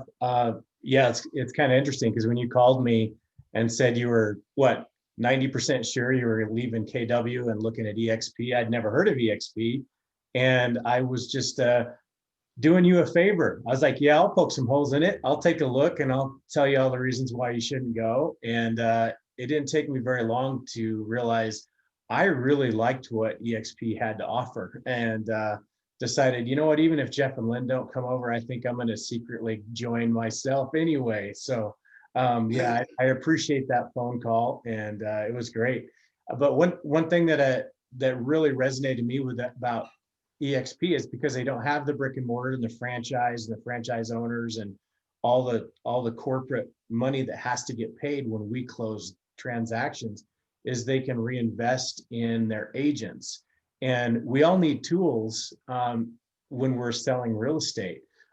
So we have the highest end tools available to realtors, and we have it included because Glenn set that up to reinvest back into our business. eXp Enterprise is really kind of our hub to get to the rest of our tools, kind of like your home base for a business. SkySlope is transaction software that allows you to manage all your transactions mobilely or on your computer, and has the digital signatures, everything that you need to run your business. And it's really a high-end program that I love it better than the one that I used before, .loop. But we also have Workplace, which is built on the Facebook platform, and it's a way that we all communicate with all the agents in eXp all over the world. So if you have a question, say about SkySlope, you can post it, and a lot of agents will chime in and say, hey, this is what I did here. We're all here to help out. So it's on a huge collaboration level, which I've never seen with any company, where they all want to help out. But also on a smaller level too, we even have our own group where just our agents can collaborate and make little announcements as well. So it's it's fantastic. The CRM that we use is called KV Core. And I was really excited about this because, you know, when you start out in real estate, you start realizing I need more and more tools. Like, well, I need business cards, obviously. I need a website, and then, well, I need a CRM to track my, you know, my clients and my potential prospects. And well, I'd like to do some advertising. Maybe I'll do that online and Facebook. And you get all of these programs. How do I keep in touch with them? I'm going to do autoresponder texts and emails, and you get like 5, 6, 7 different programs, and you're trying to work them all together. Well, what KV Core is it's one platform that was designed for realtors to combine all those into one, and it works amazing. So you have all of those in one system. So if you do some advertisement on Facebook, the lead goes to your site, they drop into your CRM, and it starts doing an automatic campaign for you in the background, even if you're on vacation. And it's a third party. So you could purchase this with any brokerage. It's $1,000 to start and $500 a month. So it's about a $7,000 value that's included with eXp. And the reason that we have it is because of the savings that Glenn set up when he started eXp, so they can reinvest back into our agents. So really grateful for the tools that are included that we need. Marketing is awesome. You would expect this from a full service brokerage. And the reason I think Jeff has this in here is because, you know, we need everything to promote real estate. But the best part, I think, about our marketing and eXp is known for years that it's about the agent. It's not about your brokerage. So when Jeff and Lynn left Keller Williams and they had an old client referral call up and say, hey, I need to buy a house, or I need to sell my house. And Jeff says, well, we're with eXp, not with Keller Williams. That buyer or seller doesn't say, oh, well, I'm going to have to find a new KW agent to help me because I loved KW. No, they love Jeff and Lynn because that's who helps in the transaction. So you'll notice this is the front desk of their office that they're at right now. It's about the Marchant Real Estate Group, and eXp is almost like a footnote because you're brokered by eXp, and it's about the agents. So I've actually helped some agents that have been in business for years and years, and all they've had was, you know, whatever, their name underneath a Remax sign or something like that. And they come over and say, well, I don't really have a brand. I'm like, well, let's help you. Let's brand you because you're making a change, and it's about you and making sure that your clients know who you are, not who your brokerage is. So I really appreciate that as well. That's awesome. Thanks, Eric. You know, along those lines, we got a new wonderful agent joining our team. She just moved here from Michigan, and she's got a team in Michigan, and she's actually not on the call right now. I talked to her this morning. She's taking her test in Utah to get her Utah license. And we were talking about that. We were talking about branding and about her signs. And because she already has a whole bunch of them in Michigan, she's with Keller Williams as well. And I explained to her how Jordy actually did his signs when he moved over to eXp, because he just had some decals made that said eXp, and he put them over his sign over the KW, and he kept the same branding. His name was on there and everything, and he moved right forward. So I thought that was really cool, because she's like, wow, what am I going to do with all those KW signs? And now she's like, I can just keep those, and because it asks her name on it. It's her name, and with Keller Williams now she's just brokered by eXp. So I just love all of that. I love the tools and the training. It's beautiful for, like I said, new agents. I always say this, but I truly believe new agents cannot fail at eXp if they just plug into the tremendous opportunities and knowledge base that's offered and the collaboration that's offered through eXp. But so other than the education and the tools, there's a couple other things, and we'll go over this really quick. But I want Lynn to explain a little bit about the ownership, how all agents are also owners in the company, because we don't have that same model. We don't have regions and franchises and all those expenses that need to be paid. The agents are the owners. Well, and a little bit more about me is I did graduate with a finance degree, and I've ran our books for our 40 plus rentals for the last 30 years. So I love numbers. And when I was able to see that with this company, we can actually become our owner, that really excited me. I get to watch this grow. And with what's happened with our world in 2020, we have gained so much equity in the company through our stock. It's something that I could have never done anywhere else. So on the equity plan that they have given us is that we earn shares on our first transaction that we do. We also earn shares when we cap. And we also earn shares when we show another agent that comes over to eXp when they do their first deal. So it incentivizes us to actually help people that are new to the company that we've helped show the company to. Now, the Icon Agent Award was created to entice the big agents to come over to eXp, because there are brokerages out there that do have a very small cap or have a transactional fee.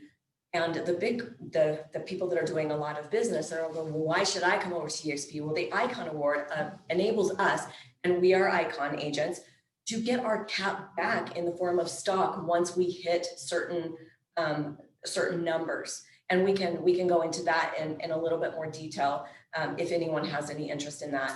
And then also we can invest in the company. When we close a transaction, we can use 5% of our transaction commission to buy stock at a 10% discount. Now, no, you can't buy it anywhere else at a 10% discount. This is the only way you can get it discounted. And But you it's can publicly traded, so anybody can buy exactly, it, you can go on the NASDAQ, and please, I've been telling my neighbors, I've been telling my friends, I've been telling everyone, watch this stock and invest if you can, because it actually has been doing very well through the pandemic.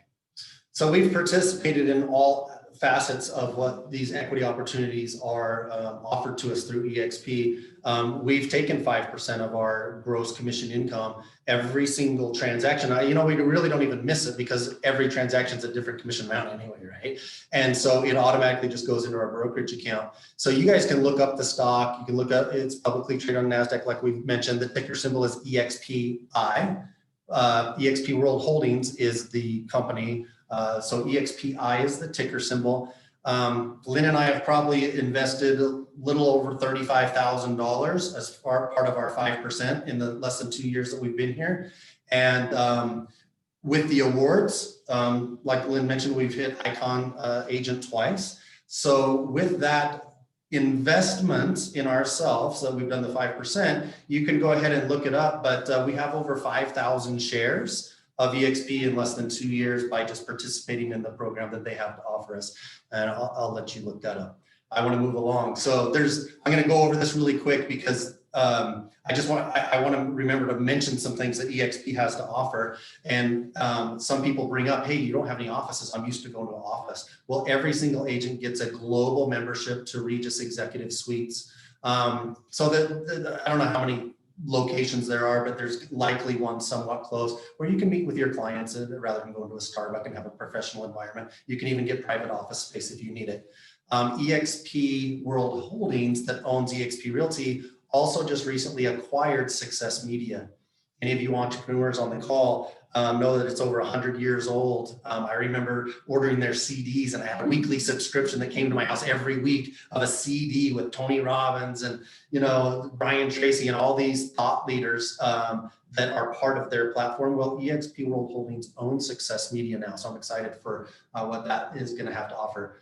eXp is probably one of the only, I don't know of any other brokerages that has an affiliation with an insurance product for their agents. So better coverage for a lower premium. Something like 37% of all agents don't have insurance. And so that's super important for Glenn to have infused that into what they have to offer for their agents. eXp World Holdings also acquired Showcase IDX. If you have, you're an agent, you have a website that syncs with the MLS, it's because there's an IDX feed that makes that happen. So eXp World Holdings owns one of the largest platforms of that as well. And those things kind of contribute to the stock, increasing as well. So we also have a mentor program, a one-on-one relationship for new agents. So important for new agents to really have somebody that's going to take them by the hand and help them through those first 3 transactions is what is required at eXp. And the mentors are awesome. Eric's a mentor, I'm a mentor. We volunteer. It's not like it's a position we have to have, but we like to help other people succeed. So when somebody gets aligned with a mentor, they really are working with somebody that is invested in their success. Now, Verbella, I'm going to mention that real quick. That is our 3D world environment that we do all our business out of. Verbella is another company that eXp acquired, and we are not the only customer. They have government agencies, educational institutions like Stanford University. They use it for distance learning. You can imagine since the pandemic in March, all of those companies that were shutting down their offices needed a way to still collaborate and work with their colleagues. And Verbella has grown tremendously this year because of the platform that it has to offer. And then we've got preferred partners with lenders and title. Express Offers is our iBuyer platform. We can go into those later, just a little slide there. Another exciting thing just recently is eXp launched their commercial division. So eXp Realty is a residential division of eXp World Holdings. Well, as a separate entity, those that are interested in commercial, they now have a commercial entity for eXp Realty. eXp Realty or eXp Commercial is, from what I understand, the only commercial brokerage that offers a cap to commercial agents. Most of the other brokerages, there is no cap. They might have different split arrangements, but they never really cap, meaning they never really become 100% commission. eXp is offering that at a very low rate. Like Lynn mentioned, our cap as a residential agent is $16,000. The cap as a commercial agent is $20,000, which is just unbelievable. Let me go back to my example really quick because I'm going to go into the last component and then we'll be done. If there's any questions, we can go into some Q&A.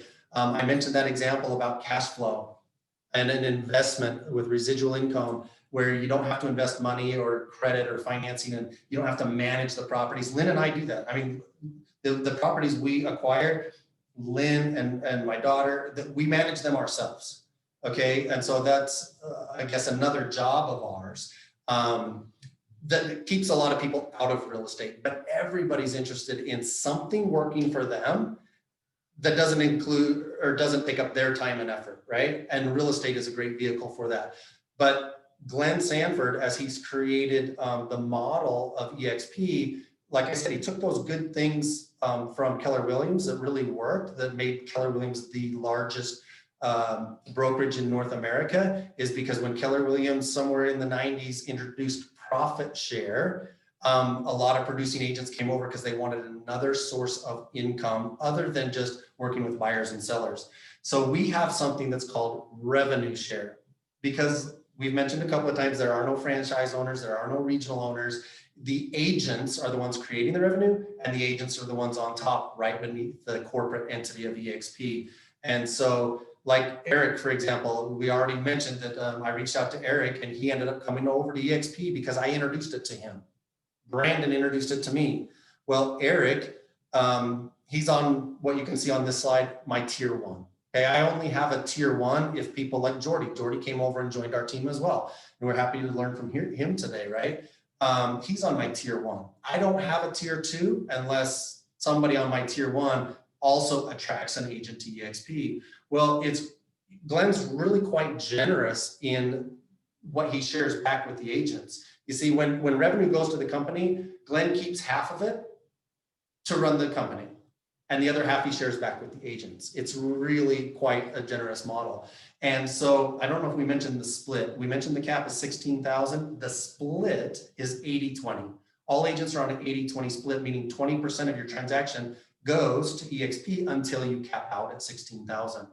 Well, using Eric as an example again, 3.5% of that gross commission income comes actually to me when Eric pays his 20% to eXp. So now there's only 16.5% left for eXp, and they're willing and prepared to pay out that whole amount. But off every transaction that somebody on my tier 1 does, 3.5% comes monthly to Lynn and I. And the way they do that is they pay out the revenue share on the 22nd of every month for the production that was created the prior month. And as you can see on this slide, that 3.5% equates to $2,800 a year. Eric's a capper, Jordy's a capper. Eventually they go 100% commission. So there's no more revenue to share with me. So that's why this says up to $2,800. Well, we can actually unlock higher percentages for those in our organization that others have brought on down to 7 levels. Just like Keller Williams, they have a 7-tier program just like this. The difference is our agents are paid off the top. And in that model, they're paid off whatever profits left. A quick example how that difference really kind of strikes home is sometimes there's no profit to share. You know, when I was with Keller Williams, one anniversary year when my cap reset, I capped in 1 month. So I paid a cap of $18,000 to Keller Williams, but Lynn's mom was my sponsor, and that month she got $0 in profit share because the market center wasn't profitable. It doesn't work that way with eXp because it's revenue, it comes off of the top. So it will always be there as long as there's transactions being made. And you've already kind of looked at the chart there, seeing the different percentage levels that are opened up as you help the company grow. Now you don't have to, not everybody participates in this. Some people are just doing real estate, right? They want to learn how to be a better realtor. They want to help their families and their friends buy and sell real estate, and that's their income source. This is not a requirement. This is a tool for those of us that want to matter. Those of us that want to help change lives, that want to help agents create a retirement for themselves. If you're a numbers person, you'll see how very quickly my cap is actually paid back to me if I'm helping other agents prosper and do well. That's what this model is meant to do. It's meant to create teamwork. It's meant to create collaboration and excitement within a team that's really not a team, if that makes sense. We're more of a family or a tribe. And so someone that is maybe, let's say, sponsored five levels down, I'm really excited to watch them succeed and do well, because that means that everybody above them are going to succeed and do well. And then to top it off, you're a part owner in EXPI, which so if EXP is doing well, our stocks are doing well, and we're making more money that way as well. That's awesome. I love that. And that's why I use the example to connect it in with Jordy's message today about investing in real estate. We all want something, you know, working for us. So, I mean, I get paid off a lot of transactions every single month from the team that has come over to eXp because I opened my mouth and I shared what I liked. And some people liked it as well, like Eric and Jordy did. And so now when they sell transactions, we're able to participate in sharing in that revenue of the portion that they pay to eXp. That's really quite exciting. And that's why I connected it to building a portfolio of assets, because we have our portfolio of properties that are performing quite handsomely over time, right? And now we're building a portfolio of people, if you look at it that way, that produce income, that actually appreciate as well, because Eric has brought on several people to eXp because he just shared with them what it has to offer. And they said, you know what, that's better than what I have where I'm at. I think I'd like to come over as well. And so that it's kind of grown. And that's what I love about it. And to be honest, it doesn't matter what brokerage you're with. People are asking you why you're at the brokerage you're at. I think Eric had several people come to his old brokerage because they wanted to know what he loved about it. And so he told them, they came over. He got maybe, I think if he was lucky, he got a $10 gift card. At Keller Williams, same He thing. shook his head No, no. he didn't get a $10 gift card. You- But at Keller Williams, people would ask, why are you at Keller Williams? And so I would tell them, you know what, they have great education, and you know, and people would look into it and see if it worked for them. Same thing with eXp. People are reaching out to us. Why are you with this, you know, new cloud-based brokerage? And that's how we share.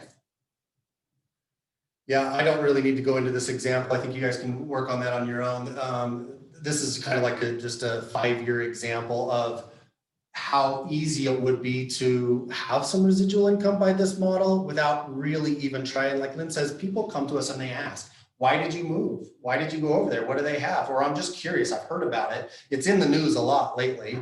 And so this little model just kind of shows, well, what if 2 people a year join eXp because they had a conversation with you? That means you, in 5 years, you'd have 10 people. So this plays out as if they were all cappers, right? not everybody's a capper. In our market, that's about 7 or 8 properties. Are you heading out? Yeah. Appreciate you, man. And Thanks, as thanks he's so much. walking out, you can just say that he was just showing me how much stock he has and what it's valued at. Awesome. At least one comma. Yeah. At See you least one later. comma. No, what I love about that is because, Jordy and Eric is combined, we have these, it's kind of funny, we're laughing, but they thank us quite a bit for having that conversation with them and telling them about eXp because they've had a good experience since they've been here, just like we have. I mean, I'm grateful for Brandon explaining the model to me. I kind of shared with you how many shares we have, and all we've really done is done exactly what we did at Keller Williams. We're just being compensated differently. So, and the other thing we added in there is we have the ability to invest 5% of our gross commission into the stock at a discount. 10% discount on a publicly traded NASDAQ stock. It's unheard of, but it's a great retirement plan. Like I said, I don't even miss it, and it's turned into quite a portfolio. So anyway, you can see this, even if all these agents weren't cappers, they were half cappers. That's potentially a pretty decent residual income for somebody.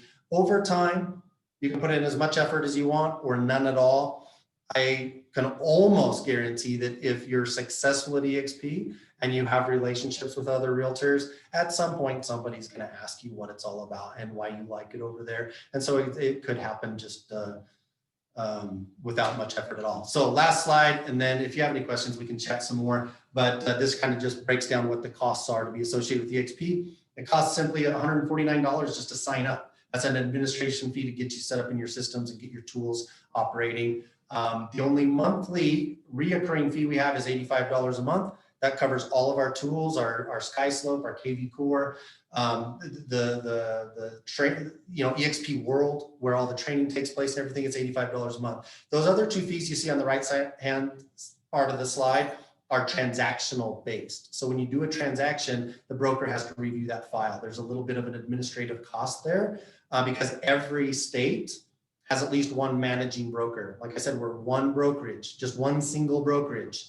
40,000 plus agents. So every area has to have a managing broker that's kind of like on staff to help with that type of compliance. And then we, as you know, real estate agents are independent contractors, so we have to have insurance. It's called E&O, or heirs and admission insurance. And that is taken out of each transaction at $40 per transaction until you pay $500. And then you go 100% for that year until you reset on your anniversary date. But you won't pay more than $500 for that. But that's pretty much what we wanted to share. So thanks for you that stuck around. I see Deborah. Good to have you again. A little bit different than Matt's presentation up in Canada. We were lucky enough to have Brandon sponsor Matt, Brandon's one that sponsored me up in Canada last week. He actually did this portion for us. We were happy to have him, and Canadian, they have a little bit different model up there just because they're in Canada, but Matt's an amazing guy, and we are all one big team. We all kind of work and collaborate together. So anything anybody wants to chat about in any more detail? Any comments or questions? Mindy, good to see you on the call. I hear you and Tom are coming over to join us. Oh, you're muted. Okay, I'm good. So we are still, so I don't know if we're really struggling just with our specific area, just because it has that small town vibe. Pretty much you're not important if you're not at an actual company. We have a lot of elderly clients where we're from, and they just love that brick and mortar establishment. They love coming into Keller Williams. They come in often. And so I think for us, that's the most thing that we're struggling with. A lot of our top tier agents who work in this area, they are part of that brick and mortar system. And that's just what they've established for this particular community and that small town feel. I don't know if you guys know this, but Keller Williams just recently reduced their cap to 9,000. So my husband and I, we both share that cap.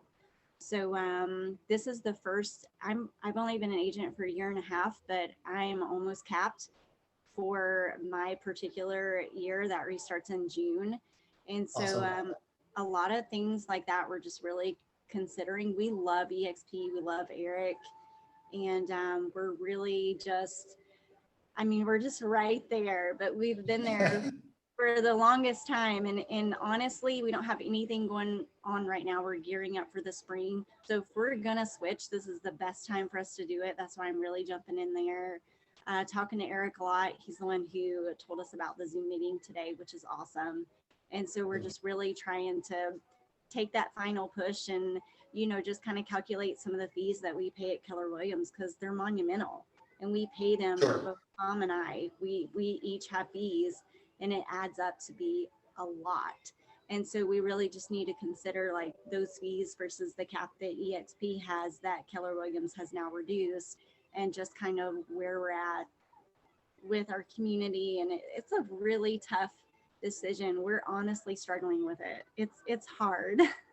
Yeah, I love that. And it is a hard decision. I mean, change in general is hard, right? Especially when you're just integrated into a system like that. Couple notes on what you've talked about. I'm sure Eric's maybe mentioned or will. One of the things I love about eXp is when there are agents at a brokerage like you that have already capped, they have a cap deferment policy with when you come over to eXp, to where you can probably have the same anniversary date. So you don't have to say, well, I'm going to wait till June till I reset, right? They want you to come over now and they'll honor that same cap. So that's kind of awesome. You will also be able to share the same cap with Tom. They have a domestic partnership thing where your transactions are all kind of underneath one cap. I do understand the distinction between $9,000 and $16,000 as far as a cap goes. That's definitely something to consider. I mean, obviously, Keller Williams is in a position where they're reducing the cap because a lot of agents are choosing somewhere else to go. Yeah. And it's a retention plea, please stay, we'll do this for you so you don't go. And I get that. I'm not trying to sound negative about them, but I understand why they're doing it. We left and we went into our broker and we sat down with him and we explained why we were going. And simply it was just, we had more opportunity over here than they could provide for us over here. The ownership and the possibility for residual income. I mean, we've made more than double what our cap is just in the revenue share portion this year. So to me, the cap became irrelevant because of the opportunity it provided for me. There's a couple of other things that you can take into consideration too. I mean, obviously we all have to do what's best for us, and you have a unique situation there. I come from it used to be a really small town, probably familiar with Rathdrum, Idaho. That's where I'm from. So I'm very familiar with small town. And when she started Keller Williams up in Coeur d'Alene, as she was with Century 21 first, they were told it's not going to work. There's no way that Keller Williams model is going to work. And now look at it, it's huge there. And so, but one thing for you to know about what we've got with eXp is this collaboration of people across the United States and in other countries. So in workplace, there's actually places where people are saying, I need an agent in this area. I need, and so there's the referral amount business that you can look at that could also bring you business. There's also the fact that if you guys know people from any other place that are realtors that are maybe looking to make a change, you can grow your group that way too. It's not centralized like everything has always been in real estate. In real estate, it was always your little hub. But with us, we're expanding all over. And we're also collaborating all over. In fact, I had someone call me from Arizona with a lead for a buyer here. And we get that. And so that's just some other components when you're figuring out your numbers is, okay, so if I'm in a workplace and I see that maybe someone is going to come to our small town, I don't know what's happening in your area, but I know that not only is Utah exploding, but also the Coeur d'Alene area where I'm from, it's just people are moving in there like crazy. It's the same here. I mean, you're getting like 7 to 10 offers on a house within a week. I mean, there's several escalation clauses. It's honestly cutthroat. So, I mean, it's exploding here, but a lot of what you're seeing is those more veteran agents that are kind of taking everything. And then the newer agents are just kind of dealing with whatever's left or just happened upon the influx of the area. And there are some newer agents that have approached Tom and I about eXp. And so they're like, well, if you guys switch, we're switching. And so, I mean, the potential is there. It's just kind of waiting out those older agents that are right on the verge of retiring within a few years and just. You're gonna wait for them to die? What? Do you, Mindy? Really bad, but You know, real estate agents don't retire, right? They just die. that's So it's gonna be true. a while. Most of them don't have a retirement plan. we So will do. also I had a question too for Mindy. So doesn't she have a, I know with eXp we have where we can go into a brick and mortar location. Doesn't she have that in her location? You're talking about the Regis Suites? Yeah. Would there be one in Spokane? I think Spokane would be closest to me, which is about an hour and a half away. Wow. I'm not sure. You'd have to search their website and see where their location finder, points to the closest one there. Lynn and we are used to having our own office, so we have an office building. I mean, Yeah. teaming up with some other agents maybe and making an investment together might be an option as well. So you do have that. Mm-hmm.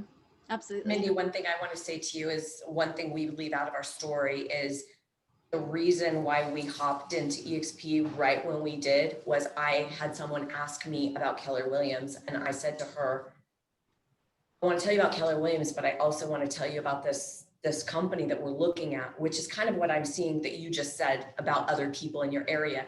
So Mindy said, okay. She went in and talked to a Keller Williams person. Then she learned about eXp and she goes, I'm in eXp, I'm in. And I'm like, oh crap. Well, if she comes in, I'm not going to be her sponsor. So I better hurry and jump in now, because that's what you need to think about is all those people that are talking to you, they are going to come in at some point. But do you want them to come in with your team or do you want them to come in with someone else? And you're like, oh my gosh, I could have been the one. Yeah, We I 100% agree. It really will make the cap portion irrelevant. It's harder to see.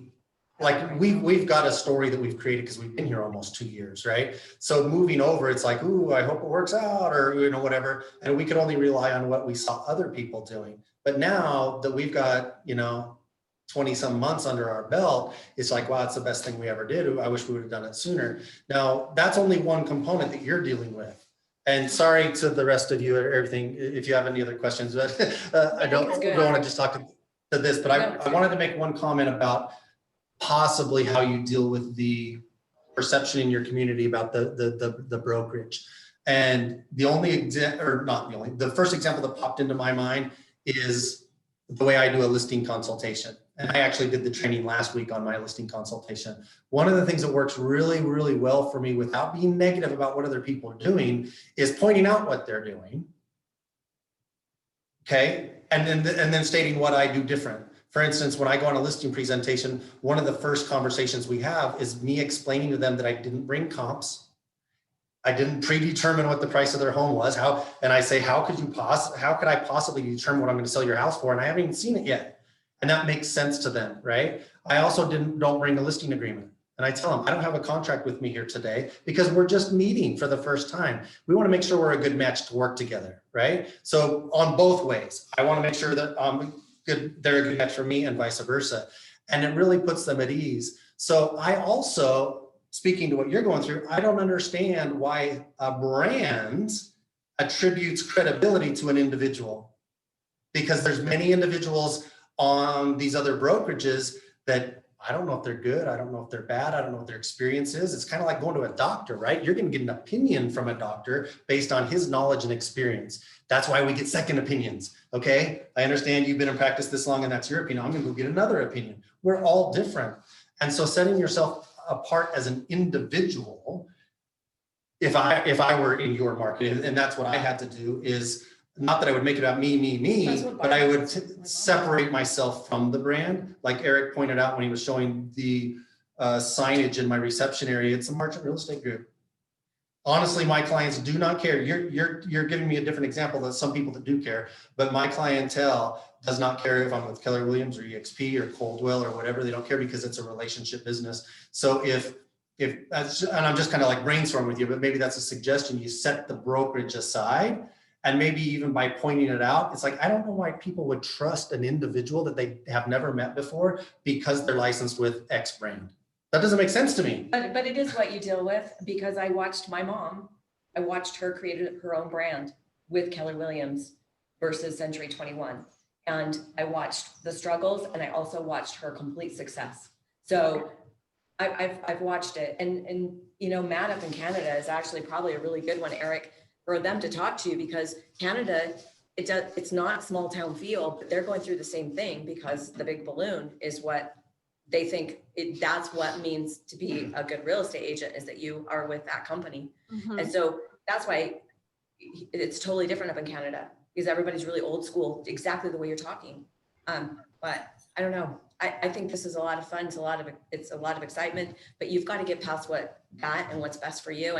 And we have Tammy that is on, and she's actually in Sparks, Reno. I just saw her face. Yeah, she had And her video on so for a she has second. got to have a question, because obviously she's wondering too, probably up there, about how eXp is up in the Sparks, Reno area. Cameron, did you have a question or a comment? Or were you just saying hi? And you turned off your video because you walked away from your computer. Probably. Well, if you can hear us, chime back in when you get a second. Oh, there you are. There she Hey, is. Hi. hey, neighbor. Did you have a question or a comment? Let me unmute you. Or you unmute yourself. Can you unmute yourself? Hello there. Sorry, I was on the phone again. It's been a busy morning. Let me tell everybody a little bit about you. So Tammy's a newer agent. She's with Keller Williams, and she's a rock star. She's already you did 8 transactions your first year, 9. right? 9. Nice. Yeah, so she's amazing. She totally has a personality to be a successful real estate agent, because she loves people. And but anyway, she's trying to figure out what she wants to do. So Yeah, in fact, I just got off the phone with another eXp agent. She started out with Keller Williams and made the transition over, and she couldn't say enough. It was all very good. that's awesome. She answered a lot of questions. Good, good. And we're a little bit passionate about it ourselves. We kind of like it here. Yeah. Well, and I feel part of the family since I live next door to family. Yeah, absolutely, absolutely. She's like a vital part of our team. She is like everything, transaction coordinator. She's perfect.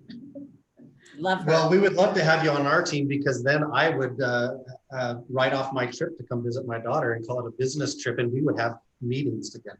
There you go. I'll meet you out front for coffee. There you go. Awesome. Well, thanks for joining us today. Glad you jumped on. No, thank you for having me. I was bummed I was on the phone so much, but thank you. I appreciate it. Well, we do these every week, every Tuesday. It used to be live and in person, and we'd have sponsors come in and bring lunch, the whole, realtor thing. We're hoping to get back to that soon, but we do broadcast on Zoom, and we will continue to broadcast on Zoom even when we are coming back together for our people on our team, like Nate's in Oregon, and Sean's down in St. George. So it's kind of a drive to come up here to Draper to come and participate. Hopefully at some point, Deborah, and I understand kind of the hurdle you ran into with the seasoning requirements in Australia on how long you have to be an agent there before you can come over to eXp. So every country's going to have its own weird things, but hopefully, we're collaborating soon. Tammy, do you have any questions from what we went over? Was it clear? It was. I'm on the phone watching the slides and such. It was very clear. Yeah, it was good. A lot of information. And there's a lot of things we skipped. Yeah, we can talk more about it privately. Sure. Reach out, go deeper into anything. It is an overview. We try and kind of cover the highlights and move on. But a lot of those things could warrant a long discussion about, its own thing. Because as agents, we want to know how can we make more money? How do we do more deals? How do we, create more business if it's not just from our sphere? And so eXp has those tools for us. We just didn't go into that a lot because our time was really limited today. Right. No, I think we're good. I think we'll chat. Awesome. Sounds good. Anything else we can chat about right now, or you guys need to get out there and go make some money?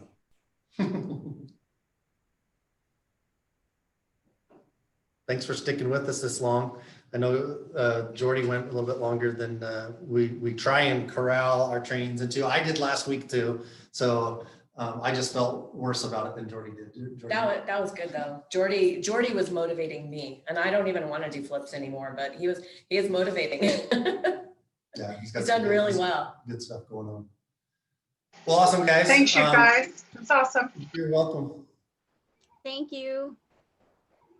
Thanks, Jeff. You're welcome, Debbie. Good seeing you. Have an awesome day, you guys. Thanks, guys. All right, reach out if you have any questions or want to chat about anything. Okay. See you soon. See ya. All right, bye-bye. See you, Mindy. See you, Nate. Bye. Have a good one.